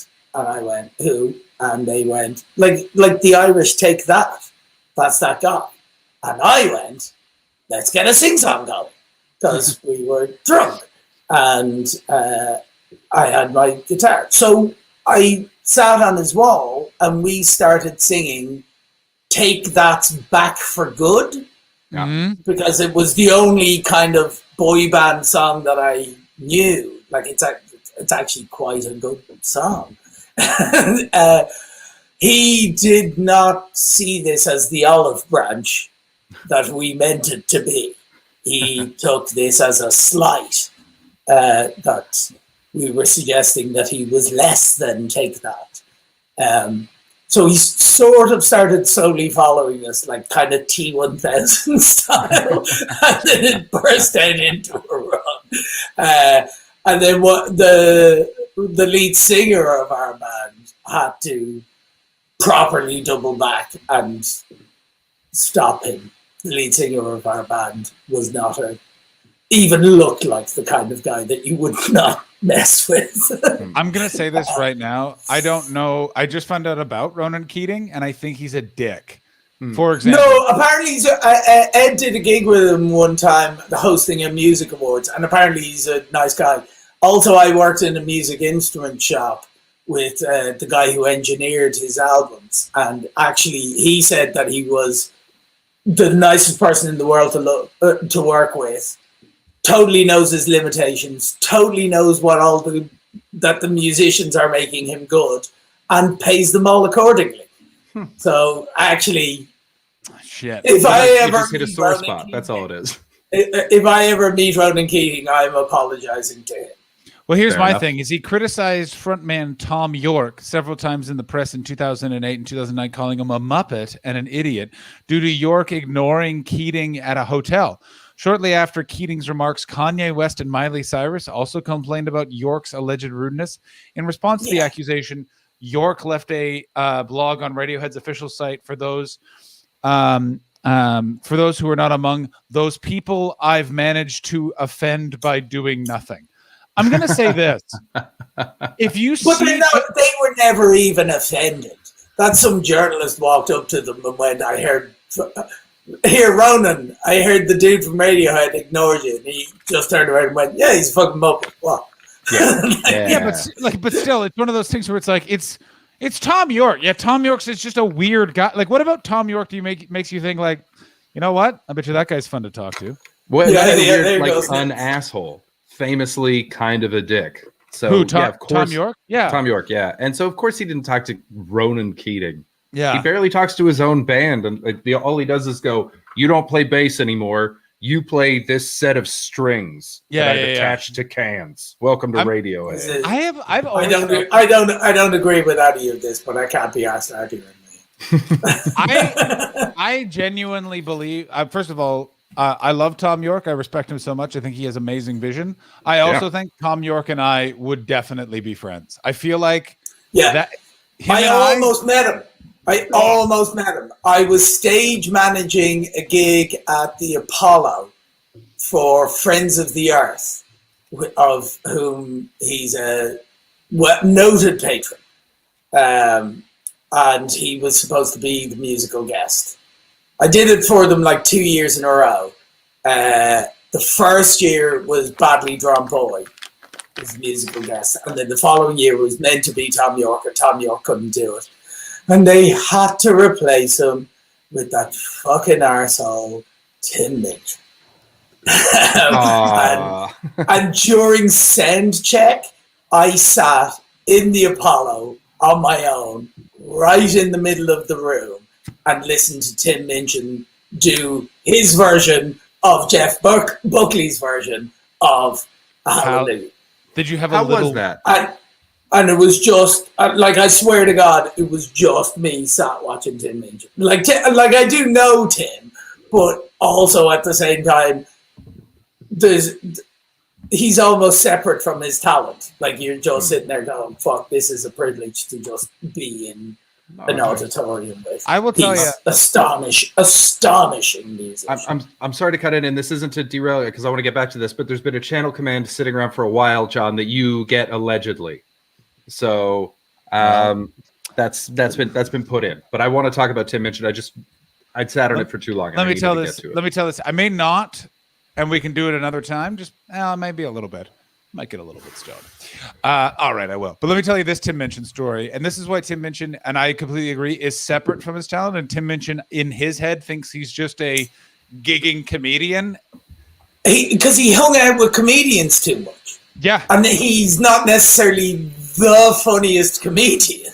So he's really humble. So it's so crazy. So we were at the Comedy Store in Sydney.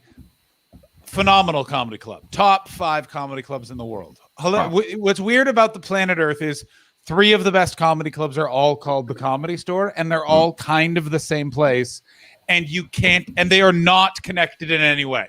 Yeah. Top 3 before. Yeah, well, I say lots of stuff. What are the top 5? I don't know. Sorry, Chris is strangling a toad. Yeah. Chris is doing the weirdest version of jacking off I've ever seen. You grab the top and you just yank. Yeah, I like that. Yank. Anyway, he was in the green room, and I was like just about to move to LA like the next week, and he was like, "Mate, LA's terrible. It's not a good place for comedians. You got to stay somewhere like safe and where it works out." You know, I was just in LA and it didn't go so well for me, and I had to be like, What are you actually talking about, Tim Minchin? It went really well. But like, he said it in such a way where I was like, "Oh man, I hope this new act is going to be all right." And it took me a second to be like, "Oh, it's Tim Minchin. Like, he's going to be all right." Like, he's like no one else I've ever met like that. He was on Tony Law's Twitch stream a couple weeks ago, just hanging out. Yeah. And I was like, this guy is a big deal. And he's on with Tony Law, and they're just talking, just whatever comes up, just shooting the shit. And I was like, you don't see that often. You don't see a good guy acknowledging another good guy and just hanging out. It's pretty special. It's so nice. I mean, they're making a movie of his version of Matilda now, aren't they? Are they making another Matilda? That's great. So no. They can't. But I'm assuming it's a musical version. I'm assuming they're doing a movie version of the musical version. Hate movie musicals now. They don't do them right. Well, I don't like them. Explain yourself. I can't really. In that, like, there's something about the way that certain things are done with digital technology where it's like. Can we get a vague sense from the chat of what's anyone's favorite musical? Oh, it's Bugsy Malone, obviously. Of course it is. I think you'll find it the great. That's a fair enough one to be your favorite. It's not the best. No, it's very fun though. The best is A Chorus Line. Oh, I've only seen the one song, the audition song from that. It's fucking great. That was was it Dance 10 Looks 3? Yeah. That's fucking great. I mean, Chorus Line is very. The Chorus Line is amazing, but it's the perfect meta mix of because it's a musical about people trying out for a musical. Yeah. But like even the music in it, like the singing voices are all done where you can feel the desperation in the everything's big, but that's the reason for it is because they're trying for their life to get the job. Hey Tom, what musical is called Hedwig? Oh, Tom. Tom. In fairness, myself and Tom Tuck have discussed this before. He has respect for A Chorus Line and my choice on that, but Hedwig is very much his favorite. I mean, yeah, it's one of those I don't know. The thing with musicals in general, besides of course the 2005 musical version of The Movie Producers, which is absolute wet shit. No, it's very fun. It's very fun. It is not. It's bad. It's very fun. It's bad. It's very fun. I haven't really watched any modern musicals. I can't think the most the last musical I watched on TV was West Side Story. Oh, right. Which they're also making another version of, and I don't know why. That'll be bad. That'll be bad. No, that's a dreadful idea. That movie is perfect as is. Hey guys, there's nothing to be added. As you're clearly not going to play the video, could we see you three bigger and not Miss Cleo? No, we're going to watch Miss Cleo. If you don't, first of all, fucking play Miss Cleo then. Oh. Also, someone's speaking up for Pitch Perfect, and that is good and so much better than it should be. Pitch Perfect is very fun. I have the answers. Who asked you to go out of town? The stupid young one or the married one? The married one. That's what I thought. Don't go. You hear me? If you want him to believe that it's over, then you got to stop accepting the booty calls at 2 a.m. in the morning. You understand? Yeah. Could you tell me what type of direction is my life headed into? Last 4 nights, your feelings have been hurt, so you've been up all night. Yes. You haven't been, and this is around a relationship. Oh, talk about it. Okay? Don't make me take you to church, young man. The ex is much better than the present one, you know. Did you think that you were a couple of months back? She's yes, you were, but you lost it, correct? Yeah. Forthright. You were holding back. You already hit it. You know what I love is it looks like she's doing a Twitch stream. No, what's also amazing is she doesn't have, these aren't clips from a TV show. These are just clips from other commercials she's done. So Paul, wait, from commercials. So yeah, it's a psychic hotline. I know people, you would call it and a recording would play for different ways of like tarot card readings. You weren't actually calling to speak to her. Oh, really? I'm pretty sure. So that's all just faked, or yeah, like I don't know how it worked. I never called it, but it wasn't like because it's a 24-hour 1-800 number. It's not like she's just by the phone the whole time. Just like hello. Yeah, dear. Chris, quick question, dear Miss Cleo, should I go in the Cove? Oh my God, D-Carp, what's wrong with you? Yeah, where's my? There we go. You never go in the Cove, bro. Don't go in the Cove. No. Peen.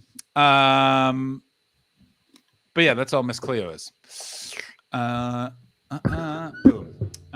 You're Miss Cleo. We're gonna go in the car. Okay, what were we talking about? Look, I've got to be honest with you. If I have 44 pence burning a hole in my pocket, it's not going to Miss Cleo. I know. I just checked that Instagram account. It's fucking great. Winkle. Very good. Yeah. Brilliant.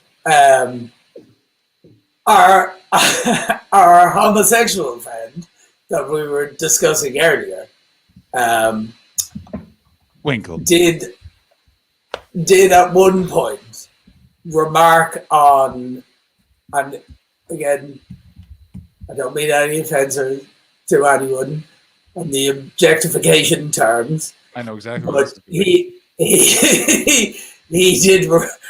did remark on John's ex's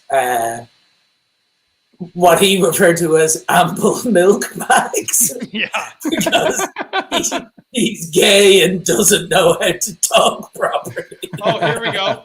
Speaking of people who don't know how to talk properly, look who it is in the background there. Who's in the back there?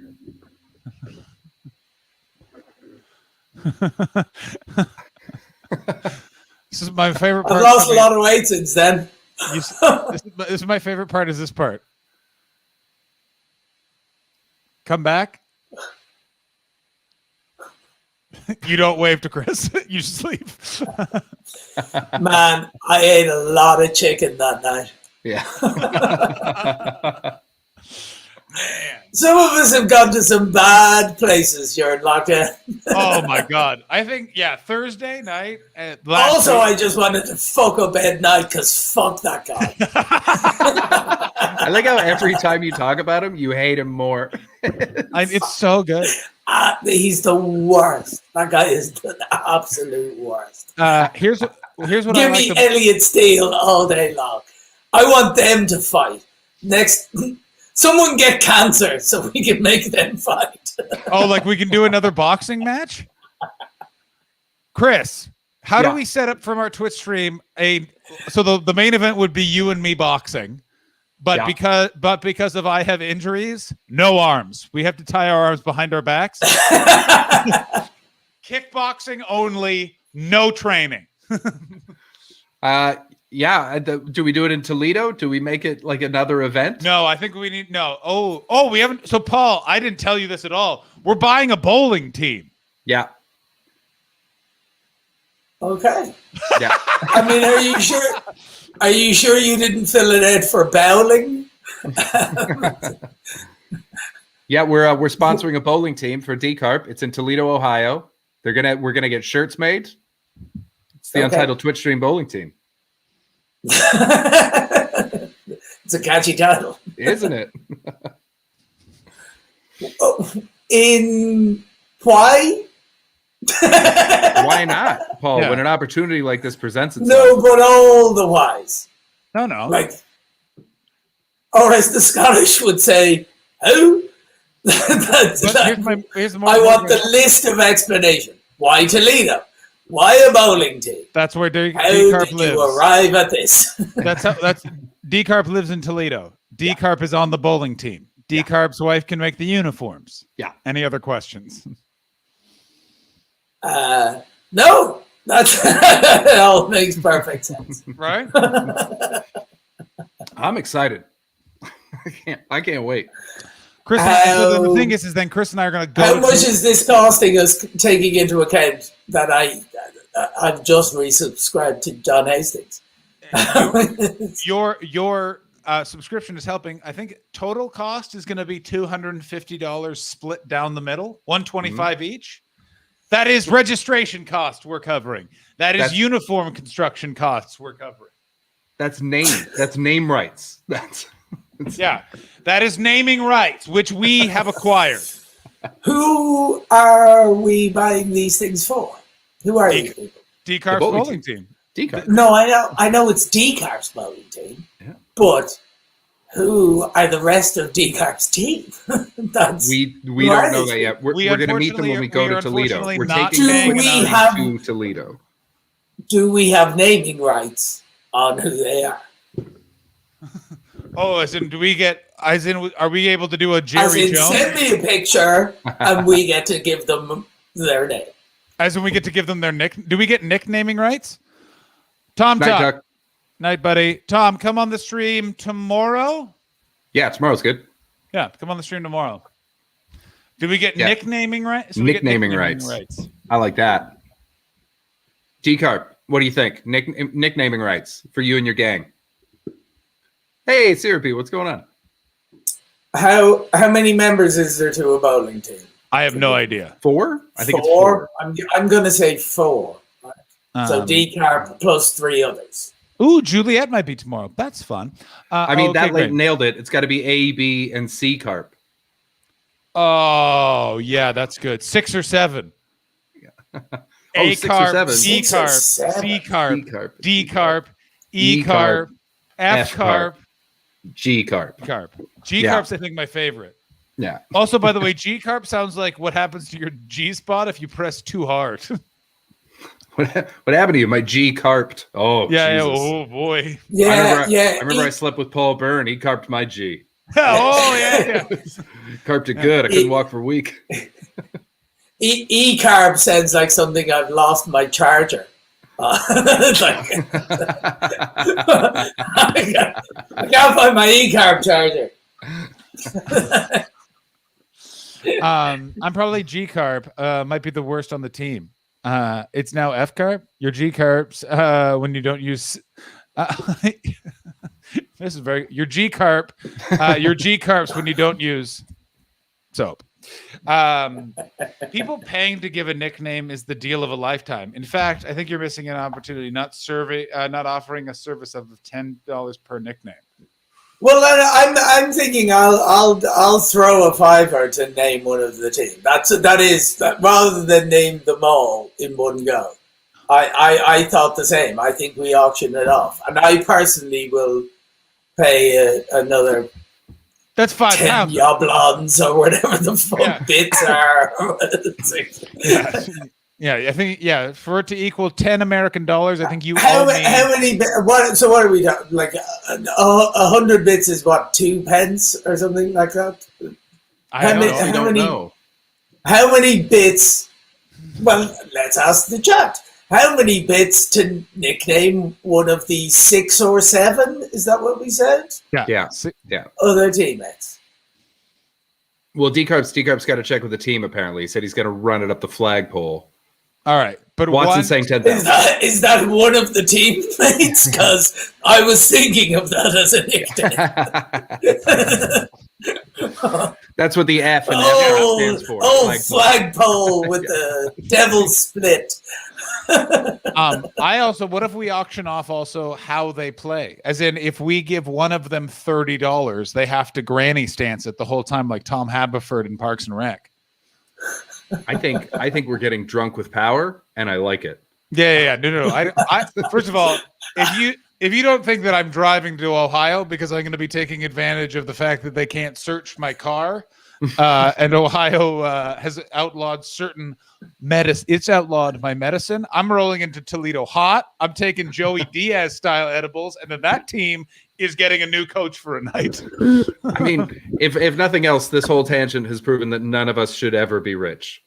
Whatever we would put that money to. Absolutely not. I mean, already our mouth holes are writing nickname checks that our butts can't soap.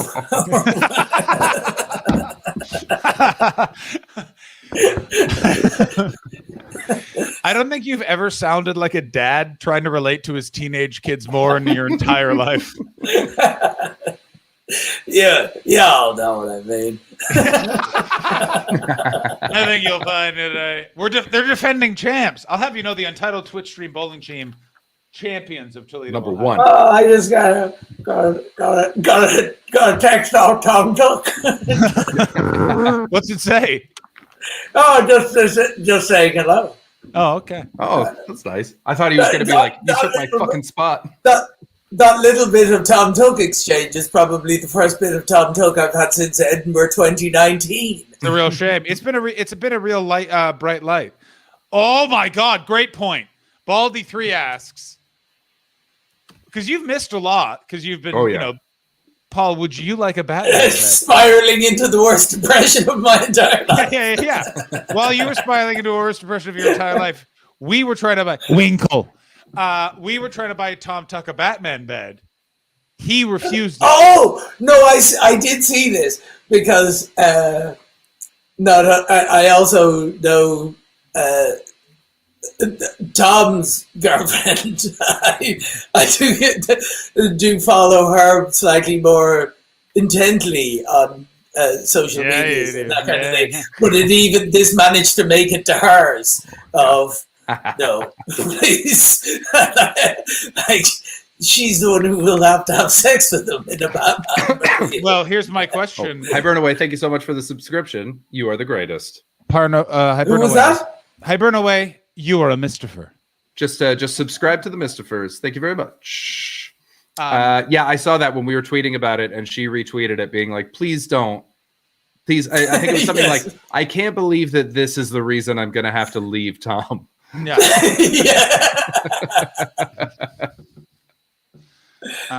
At she's least- a very funny lady, guy. She's great. But She's Paul, great. answer the fucking question. Do you want a Batman bed? Yes, this bed is bullshit. Ladies and gentlemen, get that fucking fundraiser back up right now. How- Get it right now. How Hubert ever slept in that fucking thing, I have no idea. Considering she's a proper gigantor as well, like she's got like 2 inches of thing. Like how she slept in that thing. Honestly, I keep meaning to switch it with the one in one of the spare rooms, but I'm a cripple and my chest keeps exploding. So I haven't done it. So absolutely, oh mate, it would also be so good to come out of lockdown after an unpleasant breakup, match up with a lady, and get into some sweet, sweet loving in a Batmobile bed. If I'm not, do you know what?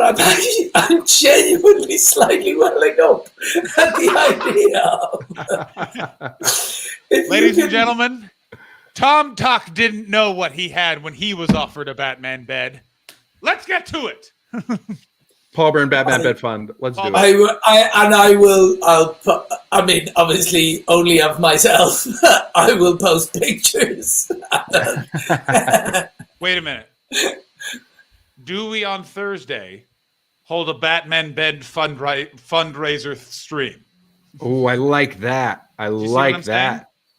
I think because you know what we haven't done? We have not put on suit jackets and pretended that we were both Jerry Lewis, the Percodan years, and had ourselves a classic set. If it's at least 12 hours.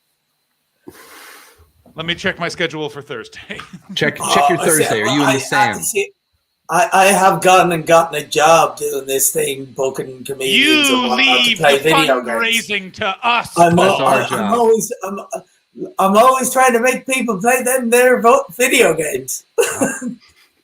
You just lean Which is a back and weird wait thing for the on beds to Twitch. roll in. I understand. Twitch is obviously for sitting around chatting. Yeah. I will be right back. I need to just check something, but I will be right back. I think Thursday we can do a fundraiser. Hang on one second. Excellent. Paul, we're going to get you that Batman bed. There's wheels on it. Can someone bring up the Batman bed picture on my stream, please? We're gonna show Paul what we're about to buy for him. Yeah, there are no comedians playing. There it is. Paul, look at the screen. Look at that beaut. Look at that. Fucking. Do you know what? You've almost tempted me. Chris, you and I could get in the Batman bed. Yeah. And Twitch stream Batman. Yes, like absolutely. 100%. We can play playthrough. We can watch the movie. We can play Arkham Knight. We can play Arkham Asylum. Yeah. We can do Batman games from the Batman bed. Yes. I'm 100% up for that. Done. Guys, Thursday, bring your checkbooks. We're getting Paul. By the way, Tom Took also texted me because he was just going, "Hey, love you, buddy. Love you to catch up." And I was like, "Love you too." And then he went, "Smooch, I'm in bed already." And to which I have replied, "Is it a Batman bed?"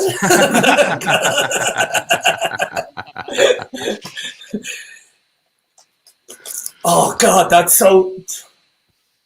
Yeah. Honest to goodness. Okay, so Thursday. I almost guarantee tears if you can make that happen. Oh, all right. Buddy. That would be my beautiful way. I've had some good closure today poo head related, and that would be a beautiful next step. All right, Excellent. I can be on for it starting. I have unfortunately I have physio, which I can't miss, and then a bunch of things that I've literally like rescheduled once. I can be ready and raring to go by 1:30 my time, so 9:30 for a telethon on Thursday. Okay, I don't think I can do 12 hours till 9:30 in the morning.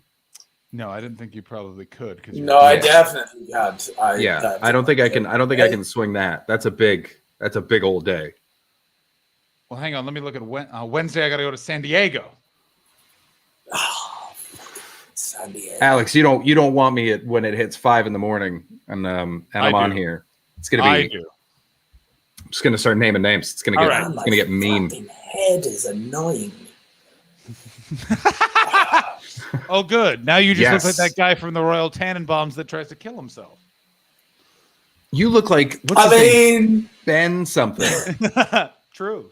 He's a director now. He did stand up for a little while. Ben, fuck, I can't remember his name. No. The one in the Tannenbaums who played the thing was the other Wilson. Luke Wilson. All right, but that said, Luke Wilson, that's right. 1 week from today, Sunday, the 16th of May, free and clear. Let's do that. Let me have a look at the old. Let me have a look at the old diary. What did you say? Sunday. Sunday. No. Yeah. I'm gonna Sunday, say. May 16th. I'm gonna say let's make it Monday, May 17th, just so I have a day because I'll be coming back from San Diego the day before, and I want to have full energy. So Monday, the 17th, I will cancel therapy for the Let's Get Paul Byrne. Wait, hang on. No, no, because I told you I got a fucking job. Yeah, but you can come in after your job. You don't have to do this. You don't have to do this. This is for you. We're getting you a Batman bed. It's weird if you're getting a Batman bed. Yeah. Oh well, then cool. I mean, I'll be available all day, but you'll be watching me. Phone agents to go. Hey, does that dude play video games? We'd like to have him on. Very good. All right. We'll just dip in every now and then and be like, hey, guys, I'm the face of the Batman bed. May 17th. Done. We're doing a telethon to raise money. All right. Now, this is why we now have the spreadsheet. We can put in ideas. I need to get a 70s style suit and one of those thin microphones like Bob Barker. And we've already got one guest for that day. Who's that guest that day? You mean one of these microphones, John? Yes, I do, Paul Byrne. Yes, indeed, I do. This even has the hotel mute switch. Oh, I like that. So you can. So it's like you're doing an announcement. So it's good as well. It picks you. It also picks you up from fucking miles away. Ladies and gentlemen, this is so exciting. Okay, so exciting. Also, what I need to do is figure out how I can get a bank of people behind me for the telethon. Do you know what I mean? You got to get a bank. We got to get. Phone bank. Yeah. Yeah, phone bank with all the people answering phones. I maybe Tom Tuck is still watching. Because he has just gone, fuck you. Ask Tom Tuck what he's doing on May 17th, because I'll tell you who needs to be a part of the Batman bed telethon the whole time.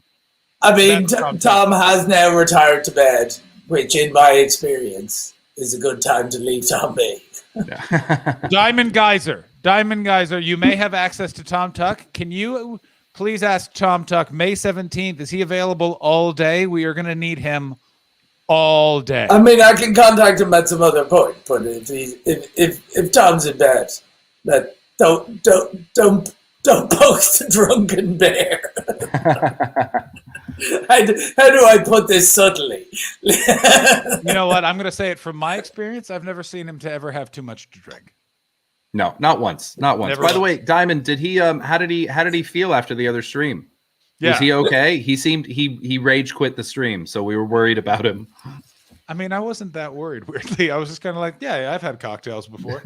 Baldy, that's only for when Tom Tuck is on the stream. You know the rules. Yeah, Baldy, what the hell? Mega stream for Batman Bed. Okay, so here's the thing. But just to break out some rules, and this will also come because we now can talk about this in the intervening week we have to prepare. If it's a telethon, do we keep streaming until we get the amount of money for the Batman Bed?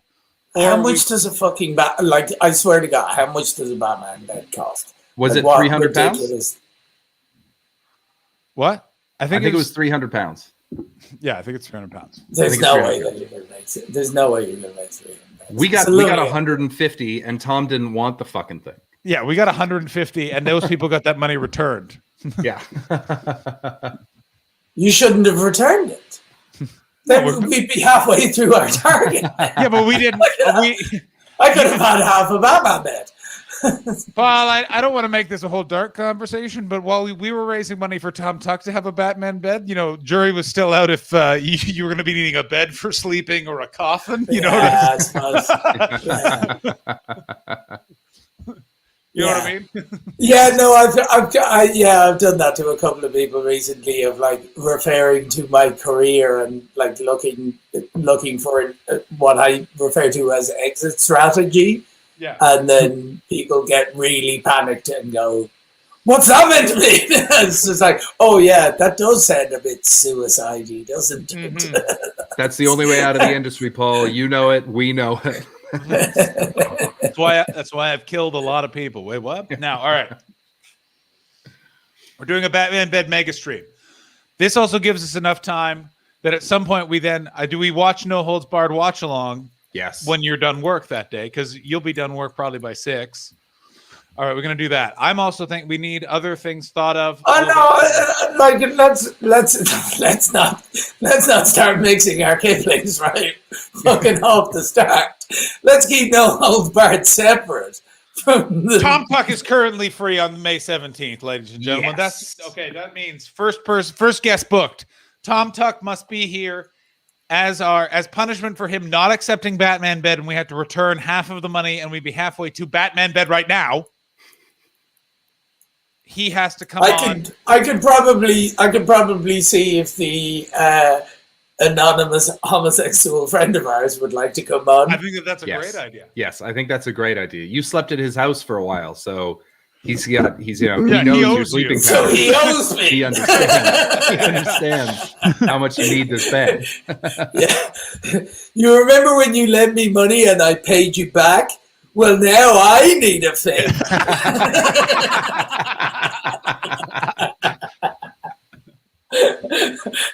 Look what happens on the stream when we don't watch Pointless. What? Also, Tom, Paul, you're causing a real stir in the chat. Wait, he's Irish. I'm suddenly more intrigued. Now I'm not sure. Not just Irish. He's from Swords, the sexiest of made-up commuter towns.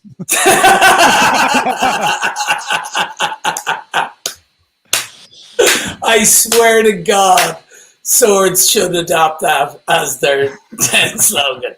That is better than anything they've ever had. If you want to know a little bit of history, it's not swords as in, like, even though it's anglicized and spelt like, slashy swords, but it's from the Gaelic sword, which is just S-O-R-D, which means well, and it's the sword Columcille, which was the actual name of the town, which is the Well of St. Columcille, who set Swords up as a leper colony before Dublin existed. It was one of the places that was looted by Vikings and has like a round tower and a castle and stuff like that. But it was basically a leper colony for 1,000 years. And then they built the airport and some other people moved in. So as they were building the airport, do you think a couple of lepers were like, well, there goes the neighborhood, and here comes people with all their ears? Yeah, exactly. There was also a mental asylum in the next town over. Was that place called Knives? It was Port Ran? Is that where it was? And one night, my father, not long after having moved to the town, was in one of the local drinking emporiums, and some fucking half-faced swamp donkey was complaining about these new blow-ins into the town. And my dad just turned around and went, "It's a good thing we're here. They had to build a fucking asylum because of the gene pool." Paul, are you up for directing Tom Tuck's next Edinburgh show, Reluctant Batman Bed? But can you direct it from your own Batman bed? Yes. Done. That's a commitment. Guys, if you're wondering why you should fund before, now you need to fund more than ever. I mean, all right, to get this Batman bed. And here's what I'm saying, ladies and gentlemen. So we're setting it up. 1 week from tomorrow is the Buy Paul Bjorn a Batman bed. Just think, 7 years ago, one of us got diagnosed with lymphoma. Andrew Maxwell got him many money from a fundraiser. Now he's depressed. 2 idiots, one with a beard, one with not a beard, are going to raise if anything in the last couple of months, I've come closer to dying than I did when I had cancer. So. At least then you wanted to live. Jesus Christ. I've already got my Dogecoin in my hand. Ladies and gentlemen, cash in crypto. It's Batman bedtime.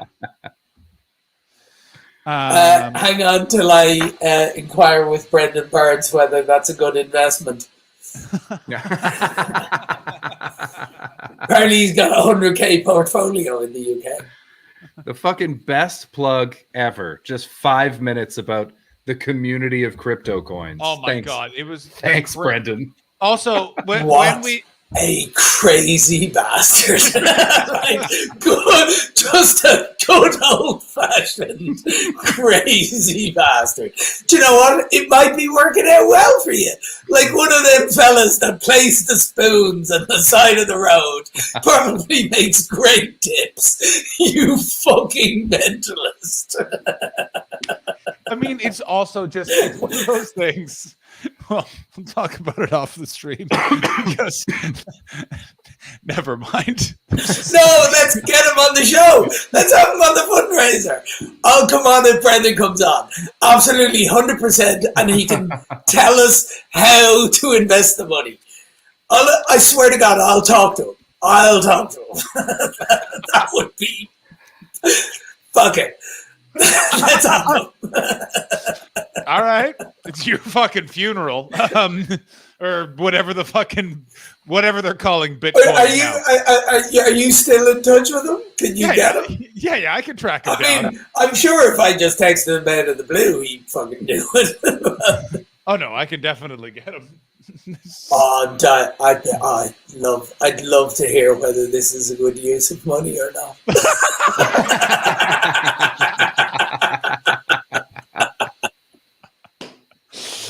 It's the most significant transfer of wealth in 150 years, Paul. Oh my God. What, buying me a Batman? That's right. I mean, we could get Fitz involved in some way. Oh, Fitzheim would be lovely. Oh God! Frank. Oh, fuck me, Jesus! Batman. There's a bit of it where it's like.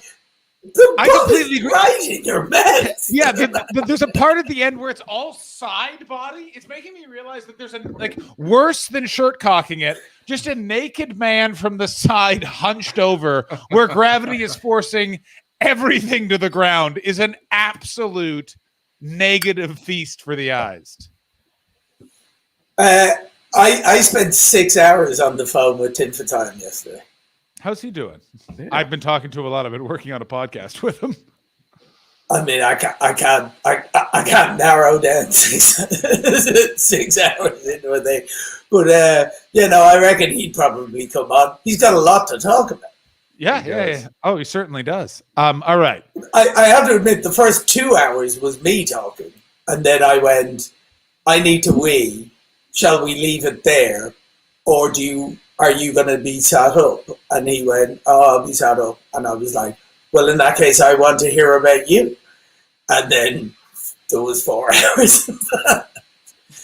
Clearly, Baldy has seen his shows. Was that just one Fitzheim anecdote? Yes, essentially that. I mean, we do now have a good idea what his next show is going to be. The link's already up. His show in roughly 28 years' time, I think it is going to be very good. Yeah, he talks about that sometimes. I'm very excited for it. Now, ladies and gentlemen, let's all get really excited. The link is live. Ladies and gentlemen, the GoFundMe I just put it in the private chat if you want to bring it up. I just put it in the private chat. The GoFundMe link is live. It's a 350-pound goal under dreams, hopes, and wishes. Let's go to it now. Share screen. I mean, this. You know what I'm excited about this more than anything? Is that this was the reaction oh my God. And look it's the original photo of the guy driving the Batman bed. Nice. Oh, fucking. I mean, look at that bat. Look at the bat wheels. You know? If I'm just saying, I don't even dare to dream. But if we make a few extra quid, buy me a pair of Stonewash jeans.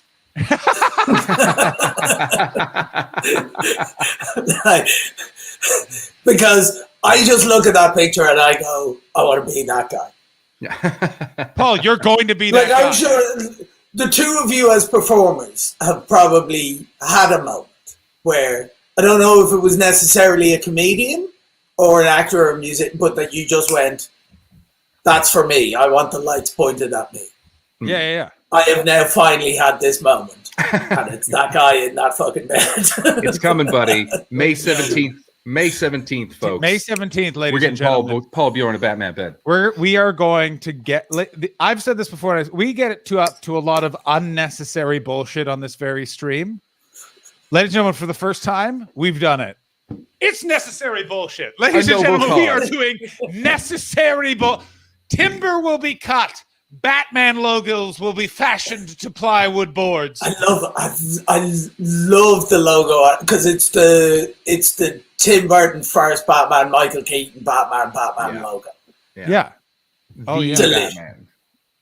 I mean, do you want the acid wash jeans or do you want the set of drawers?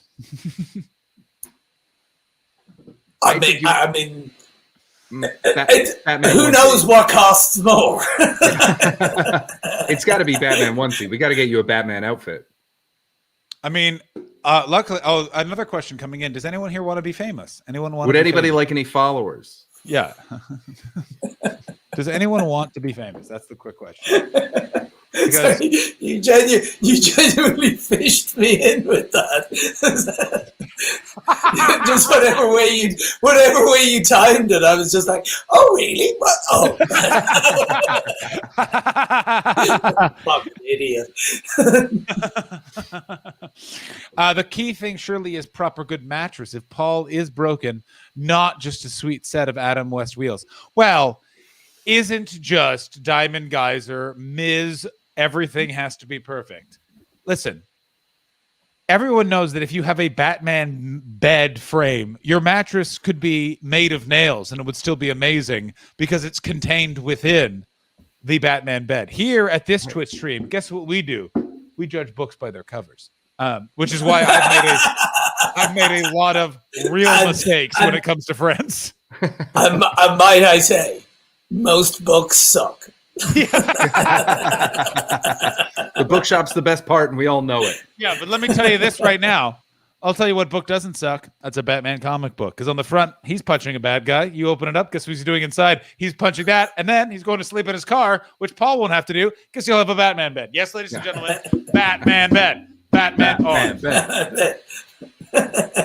We have really fucking... Oh, this is very exciting. Okay, so here's the other thing. If Paul is involved, Paul has access to some stars. We could really get. I am. The job that I have to get up and do tomorrow is literally celebrity booker for a fucking show. You guys, I'm sorry to interrupt. We've raised 55 pounds towards the Batman bed. You are shitting me. We've raised 55 pounds already. Katie Lynch, Richard Ball. Ladies and gentlemen, the Batman. Oh, bad news, Paul. You're getting a Batman bed. This is not bad news. I am so pleased to be getting a Batman bed. This is so good. This is so good. Someone go wake Tom Tuck up and show him how you show gratitude. Diamond Geyser, go get I want his ass up now. It's time to know how you react to a Batman bed. Can someone please clip Paul being delighted at the idea of a Batman bed and send it to Tom, the ungrateful fuck that he is. At Turley God. Attack him. Thank you, Tiger. Thank you very much. Oh, this is very good stuff. All right. We are somehow almost 3 hours into this stream. Oh, my God. We did it. We did it. Ungrateful Tuck. It's so pure. It is so pure. It's a big stream. I think that sometimes Twitches and Paul Bjorn might end up having a nice cup of coffee in a cafe, possibly discussing what it's like to own a Batman bed. Do you understand how? So we, ladies and gentlemen, we have 1 week. Send in suggestions. Can we follow more about Paul? Yeah, if there's anyone you want me to try and get on. Dara O'Brien. That's a good reason for me to go. The guys are buying me a new bed. If you come on, can we do? Okay, what can we do with? Can we have all of your siblings on except for the famous one? Absolute piece of piss. Yeah. Yeah. I mean, if people want to meet a whole bunch of dogs, my sister fosters dogs, and every single one of them is the cutest thing you've ever seen. I don't know how that works. That each one of them manages it's a cute overload because they're all weird foster dogs who also just are delighted with their lives now. And they're the happiest dogs in the world. Like, they're happier than a dog that was always brought up happy. I mean, super happy. The question is do we force Andrew Maxwell's son to have to explain to Andrew Maxwell what Twitch is so we can have Maxwell on? We could get Maxwell on. But I haven't spoken to him in ages. The last time I spoke to him was when Poo Poo had dumped me. I remember, and he was really. And did he just go, "Oh, so she's single now? Cool." Yeah. Oh, she. Well, no. Now that I've named him, I won't tell you what he said. Yeah. But it was similar to what a lot of my friends said. They had very polite things to say. All right. Yeah. We are at 55 pounds for the Batman bed. Okay, here are the remarkable. You guys are the best. You're the best. I mean, Elliot Steele, ladies and gentlemen, has to come back on. Ed Knight, he'll be on for sure. Oh, Knight, absolutely. Great favorite. Ed Knight banned, unfortunately. I'd have no Ed Knight. He can. I mean, if we can organize that he spends the whole night licking dicks. Actually, if we could get Ed Knight to rim Phil Nickel. We can get Phil on. Phil will do it. We got to get Phil on. Phil on. We can question him on his dirty bum hole. 100%. Now this is coming in from the chat. What did Ed Knight do? What did he do? Well, he knows. That fucking guy. Do you know what? If you need explaining to you why Ed Knight is the worst, you've not seen Ed Knight. Yeah, just the phrase. He's immediately the worst. I mean, and I don't think I'm coming at this with any sort of hyperbole. He's history's greatest monster. He is absolutely, without a doubt, history's greatest monster. So, you know in The Simpsons where they knock down the Jimmy Carter statue and someone yells he's history's greatest monster? Yeah. So they forgot that the day that aired, the next day, so that aired on a Sunday, on the Monday, Jimmy Carter was coming to record an animation for that. And they just, because it's 8 months later, they just forgot. And they came in and there was a voicemail that was like 30 seconds after that joke had aired that was, President Carter will not be coming tomorrow. And they were like, wait, what did we do? And they had to go watch the episode. and be like, "Oh yeah, that makes sense. Actually, yeah, I understand why he's not coming." Yeah. We could ask Sarah Bonetto. Is it because Ed Knight's mom is too hot? Yeah. No, it's because he's the worst. Have you not seen him? We could get Sarah Bonetto on. We could absolutely get Sarah Bonetto on. I mean, we also, we need a Batman connection. Who's a Batman person we could get on? Adam West will do anything for money. Adam West is dead, is the problem. Shit. Wait a minute. But is Burt Ward on Cameo? Because if he's on Cameo, he might be on chat. Oh, baby.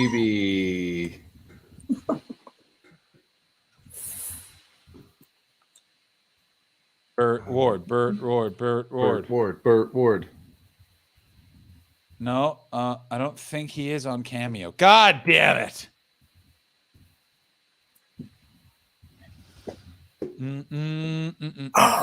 Oh my God, but Kenny G is on Cameo, ladies and gentlemen. Kenny G is on $330. Fuck off, Kenny G. Does he play? Because if he plays, fair enough. I don't want to hear him fucking speak. If he plays that sexy ass clarinet, worth every penny. Yeah, Burt Ward. Who is it that has the joke of, do you think Kenny G gets into an elevator and go, this place fucking rocks?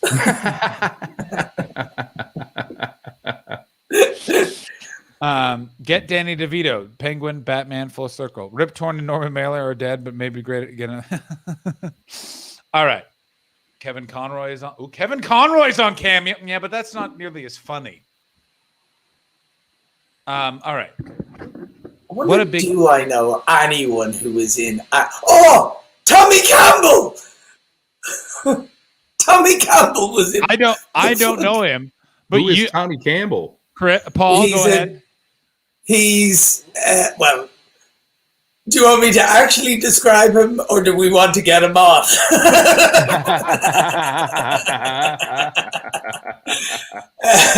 He is a decidedly mediocre Canadian comedian and actor.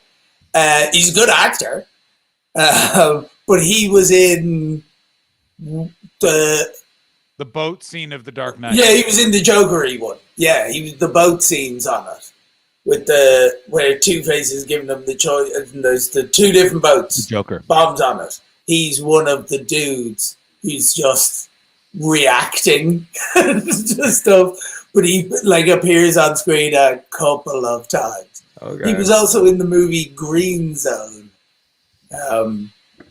which I do remember it being like one of the funniest things Pete Johansson ever said was we were at a picnic, Phil Nickel picnic, in fact, and not a clean bump. Man, this is a lot of Canadians. You're welcome. Also, how dare you? How fucking dare you? Sometimes switches. Ouch. Yeah. I feel that, and it hurts. I'm just stood next to Pete, and Tommy Campbell arrives with his wife and his pug, and he's wearing a Green Zone t-shirt, and Pete Johansson just turns around and he goes, I'm surprised he didn't get a Batman cape for the dog. I'm sorry to interrupt. We're at 75 pounds. We are at 75 pounds. 75 pounds, you guys. Oh, this is remarkable. This is really good. This is absolutely really remarkable stuff, everybody. 75 pounds. This is actual Make-A-Wish stuff. Like, this is just I've asked if I love how this isn't a Batman bed for a sick little boy in the traditional sense. It depends on what you mean by traditional sense. There's a lot of questions about how you were raised. I mean, I assume all little boys want to spite Tom Tuck, and that's what we're doing here. Yeah. I mean, if the following week we can do I don't think fundraiser is the right thing, but let's find Paul a new girlfriend. That's also, because I gotta be honest, I'm not looking to play the field. I was very much in a place for a relationship. So yeah, I could see that. And how better to know if your relationship is going to be long lasting than bringing a lady back to your very own Batman bed. Set a precedent Full early. circle. I'm going to say this, by the way, right now. I don't want to hear anyone waking up and going, I was drunk, I was high, I don't remember agreeing to the Batman bed, I don't remember donating money to the Batman bed. We are going for Batman bed, ladies. There is no turning back. I'm not at all joking. I am so excited about the idea of not just having a Batman bed, because there's the excitement of it first arriving and like, wow, it's a Batman bed. But I'm already looking forward to the months, weeks, and I sleep every night in a Batman bed. Yeah. that this weirdness bought me. I know. We, ladies and gentlemen, are buying a Batman. Like, Batman I bed. swear to God, you've almost convinced me that the world is all right. Like, Right here, we are absolutely cooking with gasoline. I've been away. The Batman bed has no steering wheel. There's no turning, ladies and gents.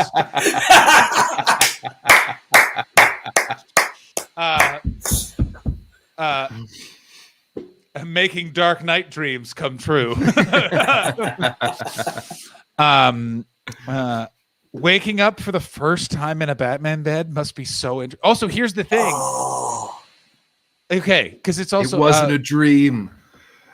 Yeah, it's waking, but this is what I mean. It's waking up for like the 20th time. Yeah. It's just like, oh, that's right. I've got Batman bed. That's we are so I used like the to idea. people, Tom, not wanting a Batman bed. This is so refreshing. You'll been on a trip for 2 weeks, and you'll just be sitting with someone, and you'll be like, I just can't wait to get home to my Batman bed. Yeah.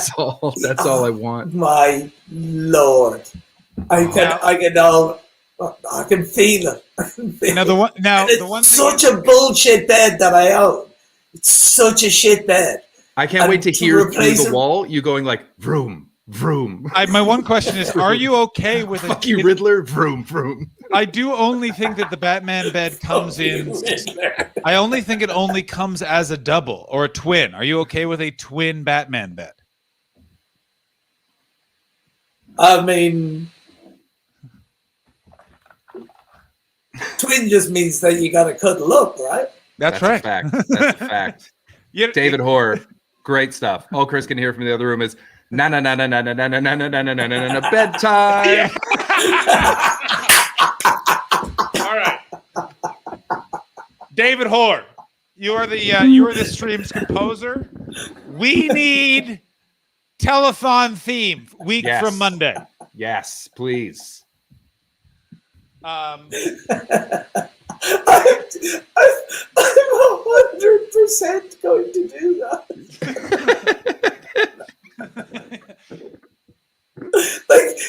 This is the thing. It's not just a bed now. There's a whole lifestyle that's being gifted to me. I now have a bedtime routine. Yeah. No. Bedtime. Every time. Because that's even the thing. You can lodge yourself onto it like Superman, but you're not Superman, so you'll just flop straight under the bed because you're Batman, bitch. Yeah, the other thing that's so good for the Batman, the whole Batman, is also, there's so much to this that is good. All right. So the following, I think Maxwell. Like, is it weird to dress up as Batman and sleep in a Batman bed? No. Because surely Batman doesn't sleep in a Batman bed. No, because he's Batman. Yeah. It's in the same way that, it's like how Geddy Lee wore a t-shirt that said Rash in the Rush font. Because he can't wear a Rush t-shirt. He's in Rush. But he can make fun of the fact that it says Rash. I mean, that's a terrible example. That's why I didn't hear that. Baldy, that's very funny. Is it what did Baldy say? I didn't even see. I mean, if you have a lady back, you could finish with a pow. I was gonna say, do we throw in an extra 50 quid and get a bunch of cardboard cutouts that just say sleep? A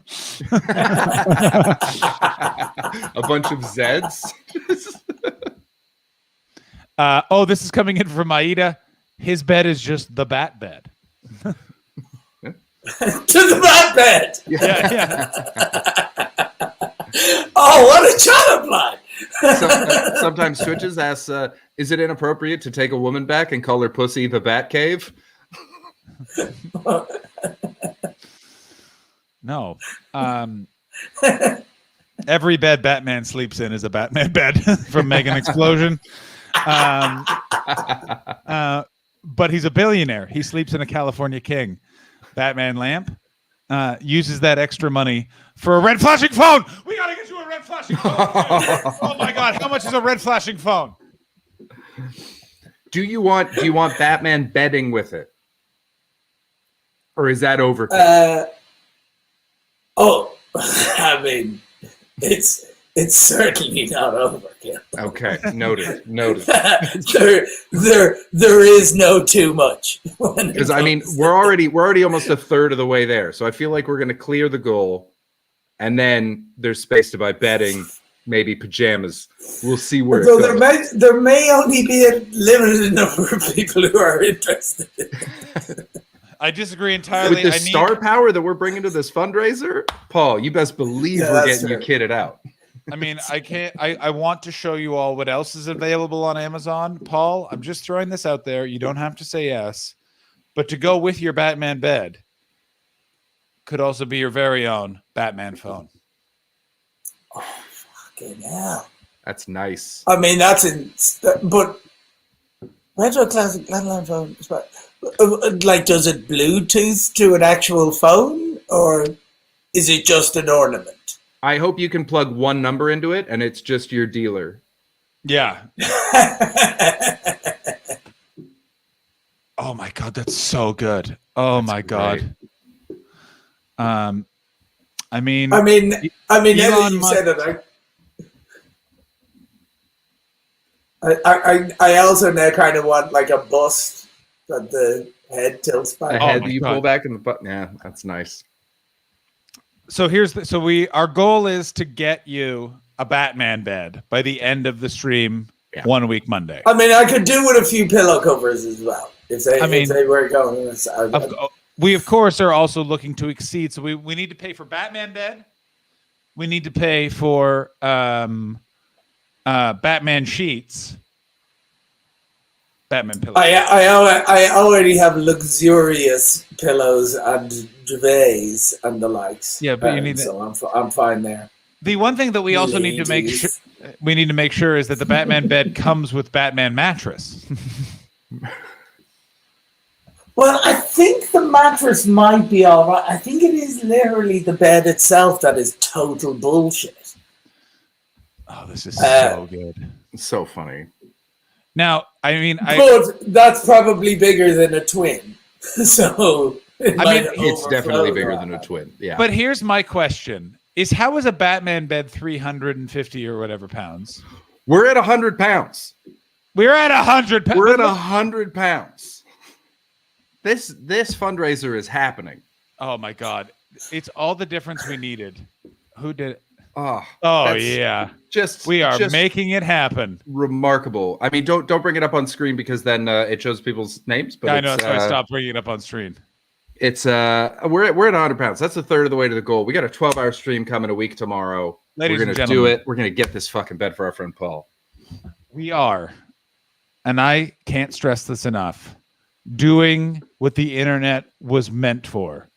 Buying unnecessary things for one person and making a big deal out of it for no reason. Over the next week, we will book guests. Someone needs to find out if Dara O'Brien likes Batman. 2. Dara O'Brien is in Australia at the moment. That's a 12-hour stream. We'll find a spot. We'll find a spot for him.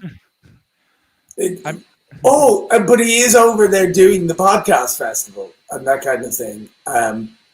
And also, I do have a guilt chip that I can play with him because he did Poo Poo Head's podcast.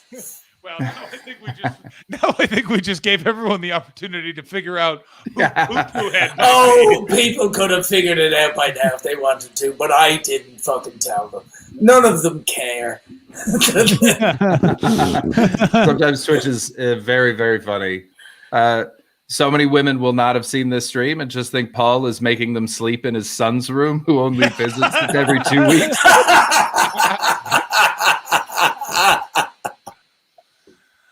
What I like is she said so many women. Paul, she's pretty sure you fuck.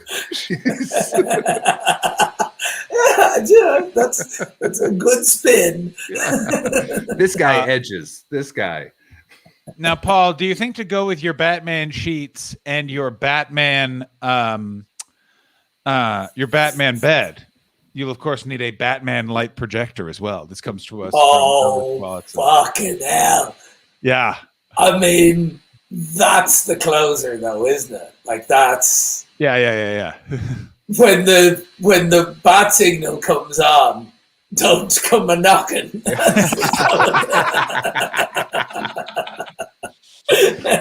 I like the idea that she walks in and you go, let me just put a little mood lighting on. Yeah. just that. Room lights are off. You just Nice. room lights off, turn that light on, start doing the Batusi.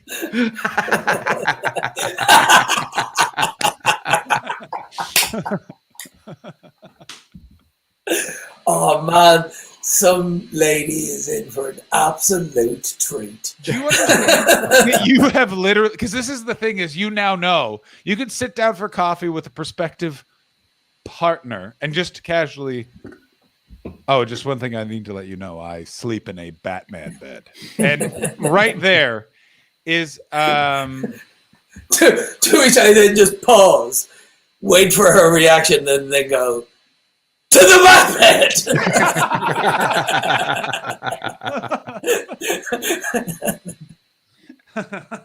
Of course, when you jizz for the first time in the Batman bed, you are going to, holy moly, coming out of my dick, boy wonder. This all brings me back to my childhood bedroom where I branded hook wallpaper from the. Oh shit! Yeah, that's fucking badass. Whoa! Ooh, that's good. Pix or didn't happen. Pix or it did not happen. David's killing it today. No, fuck time.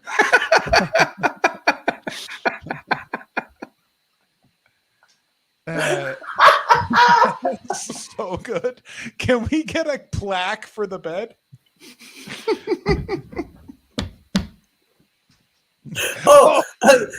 Donated by the Hum Chums and Mistafers. Yeah, the Hum. A nice blue plaque is affixed to the side of the bed, just to tag on to what sometimes Twitches says, which is every time you change positions sexually, you have to go.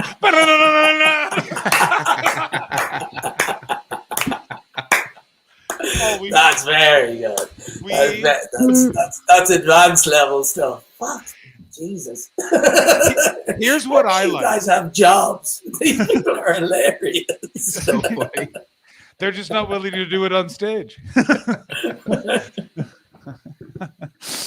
Oh my God.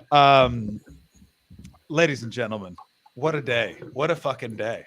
This is great. We're 3 hours and 15 minutes in almost. 3.25 hours. Hell of a stream. Oh, are we doing pipes? I didn't realize we were doing pipes. You know, I don't think Paul Byrne knows about my blog. Should we read him a segment from the blog and then get the hell out of here? That sounds good. I like that. I haven't done a blog in ages. I'm glad you guys are excited because that, like on face value, that sounds like a terrible idea. I mean, you want me to read you my blog? Oh yeah, nice one. Paul, it's from when I was 20 in theater school and the indoor league. Pub games, top level by the Pop Dads. Oh, sorry. This is a genuine blog you wrote when you were younger. Yes. Oh, yeah. Oh, sweet Jesus, yes. What sort of weight were we carrying here, Big Dog? Big boy. Real amp pull. like some of the pictures that are still Hit it. lying around the house. Hit it. Go ahead, chat. Show Paul what I look like. There he is. There he is. This was the next year. I love it. There's nothing I love more in the world. Like, I love pictures of Fat John more than I love pictures of Fat me when I was exactly like that. Overweight me is a friend. There I am. A friend of mine who's also the wife of a friend of all of yours is obsessed with it, where I just WhatsApp her photos of me when I was super fat. And she, when she's sad, looks at them and that brings her joy. To the point that I've asked people around, she was like, yeah, I have a stressful day. I will just go and look at photos of you when you're super fat. You look like if Josh Homme drowned.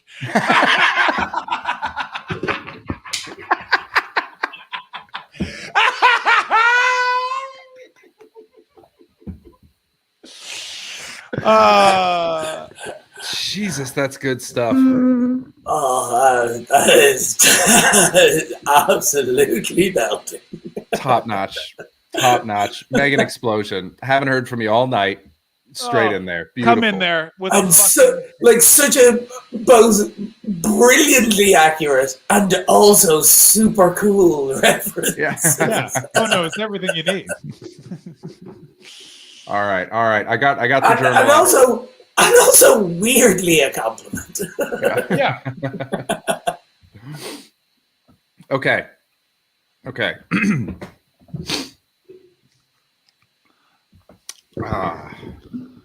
8:48 p.m. Halloween 2004. Oh no. The title is So My Computer Cloac and My Live Journal is Silly. So many things have happened since I have been gone. You see, my computer clock was messed up, so I fixed it, and then it would not work forever. So updates.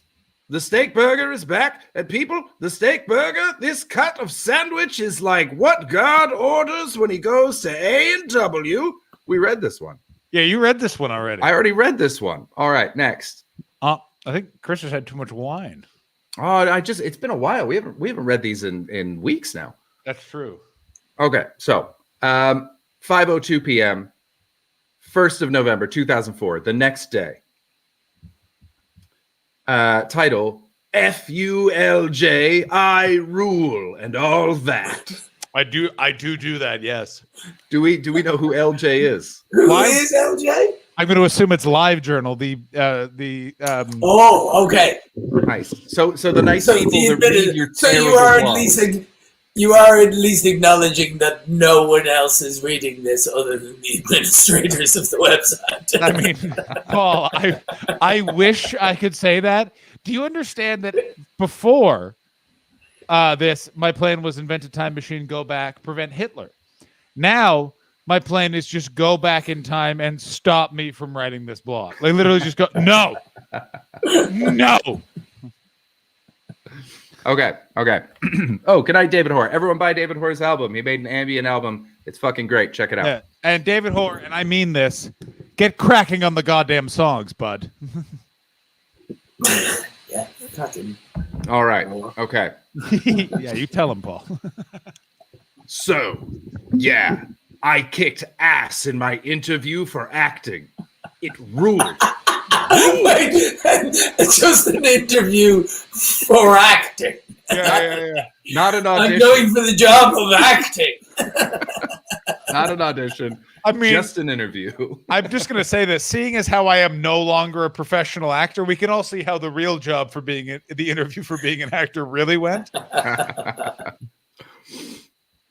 Okay. Oh, Paul, we have a rule. If I get interrupted, we have to start from the top. Oh, yeah. Oh, good. Okay. Oh, good. Paul won't exploit that at all. So, yeah, I kicked ass in my interview for acting. It ruled. I had the character interview where I go in as the character. and take questions as the character and perform the piece we selected. This is clearly an audition. Why don't you know the word audition? I mean, why did I eat so much between meals? I have to learn things, guys. Aren't you going to acting school? No, yeah, but I hadn't gotten to that part of the course yet. All right, I interrupted myself there, so it doesn't count. And I nailed, not nailed it, I nailed. And I nailed. Went in, nervous wreck, came out with the achievement of being the character. Getting in there and discovering how he sits, how he reacts when he is pushed, and how he would think of his family and his well friend. What? What is a well friend? I mean, is that the person he keeps in a well? Also, LiveJournal keeps deleting my entry because my computer's clock got messed up, which is how LJ sets these things. So I have to screw it up every time I want to update. Boom! Are we entirely certain that LiveJournal wasn't code for something?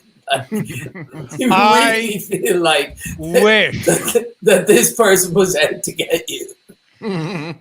I wish, bro. It no bad. This is so that's That November 1st, 2004.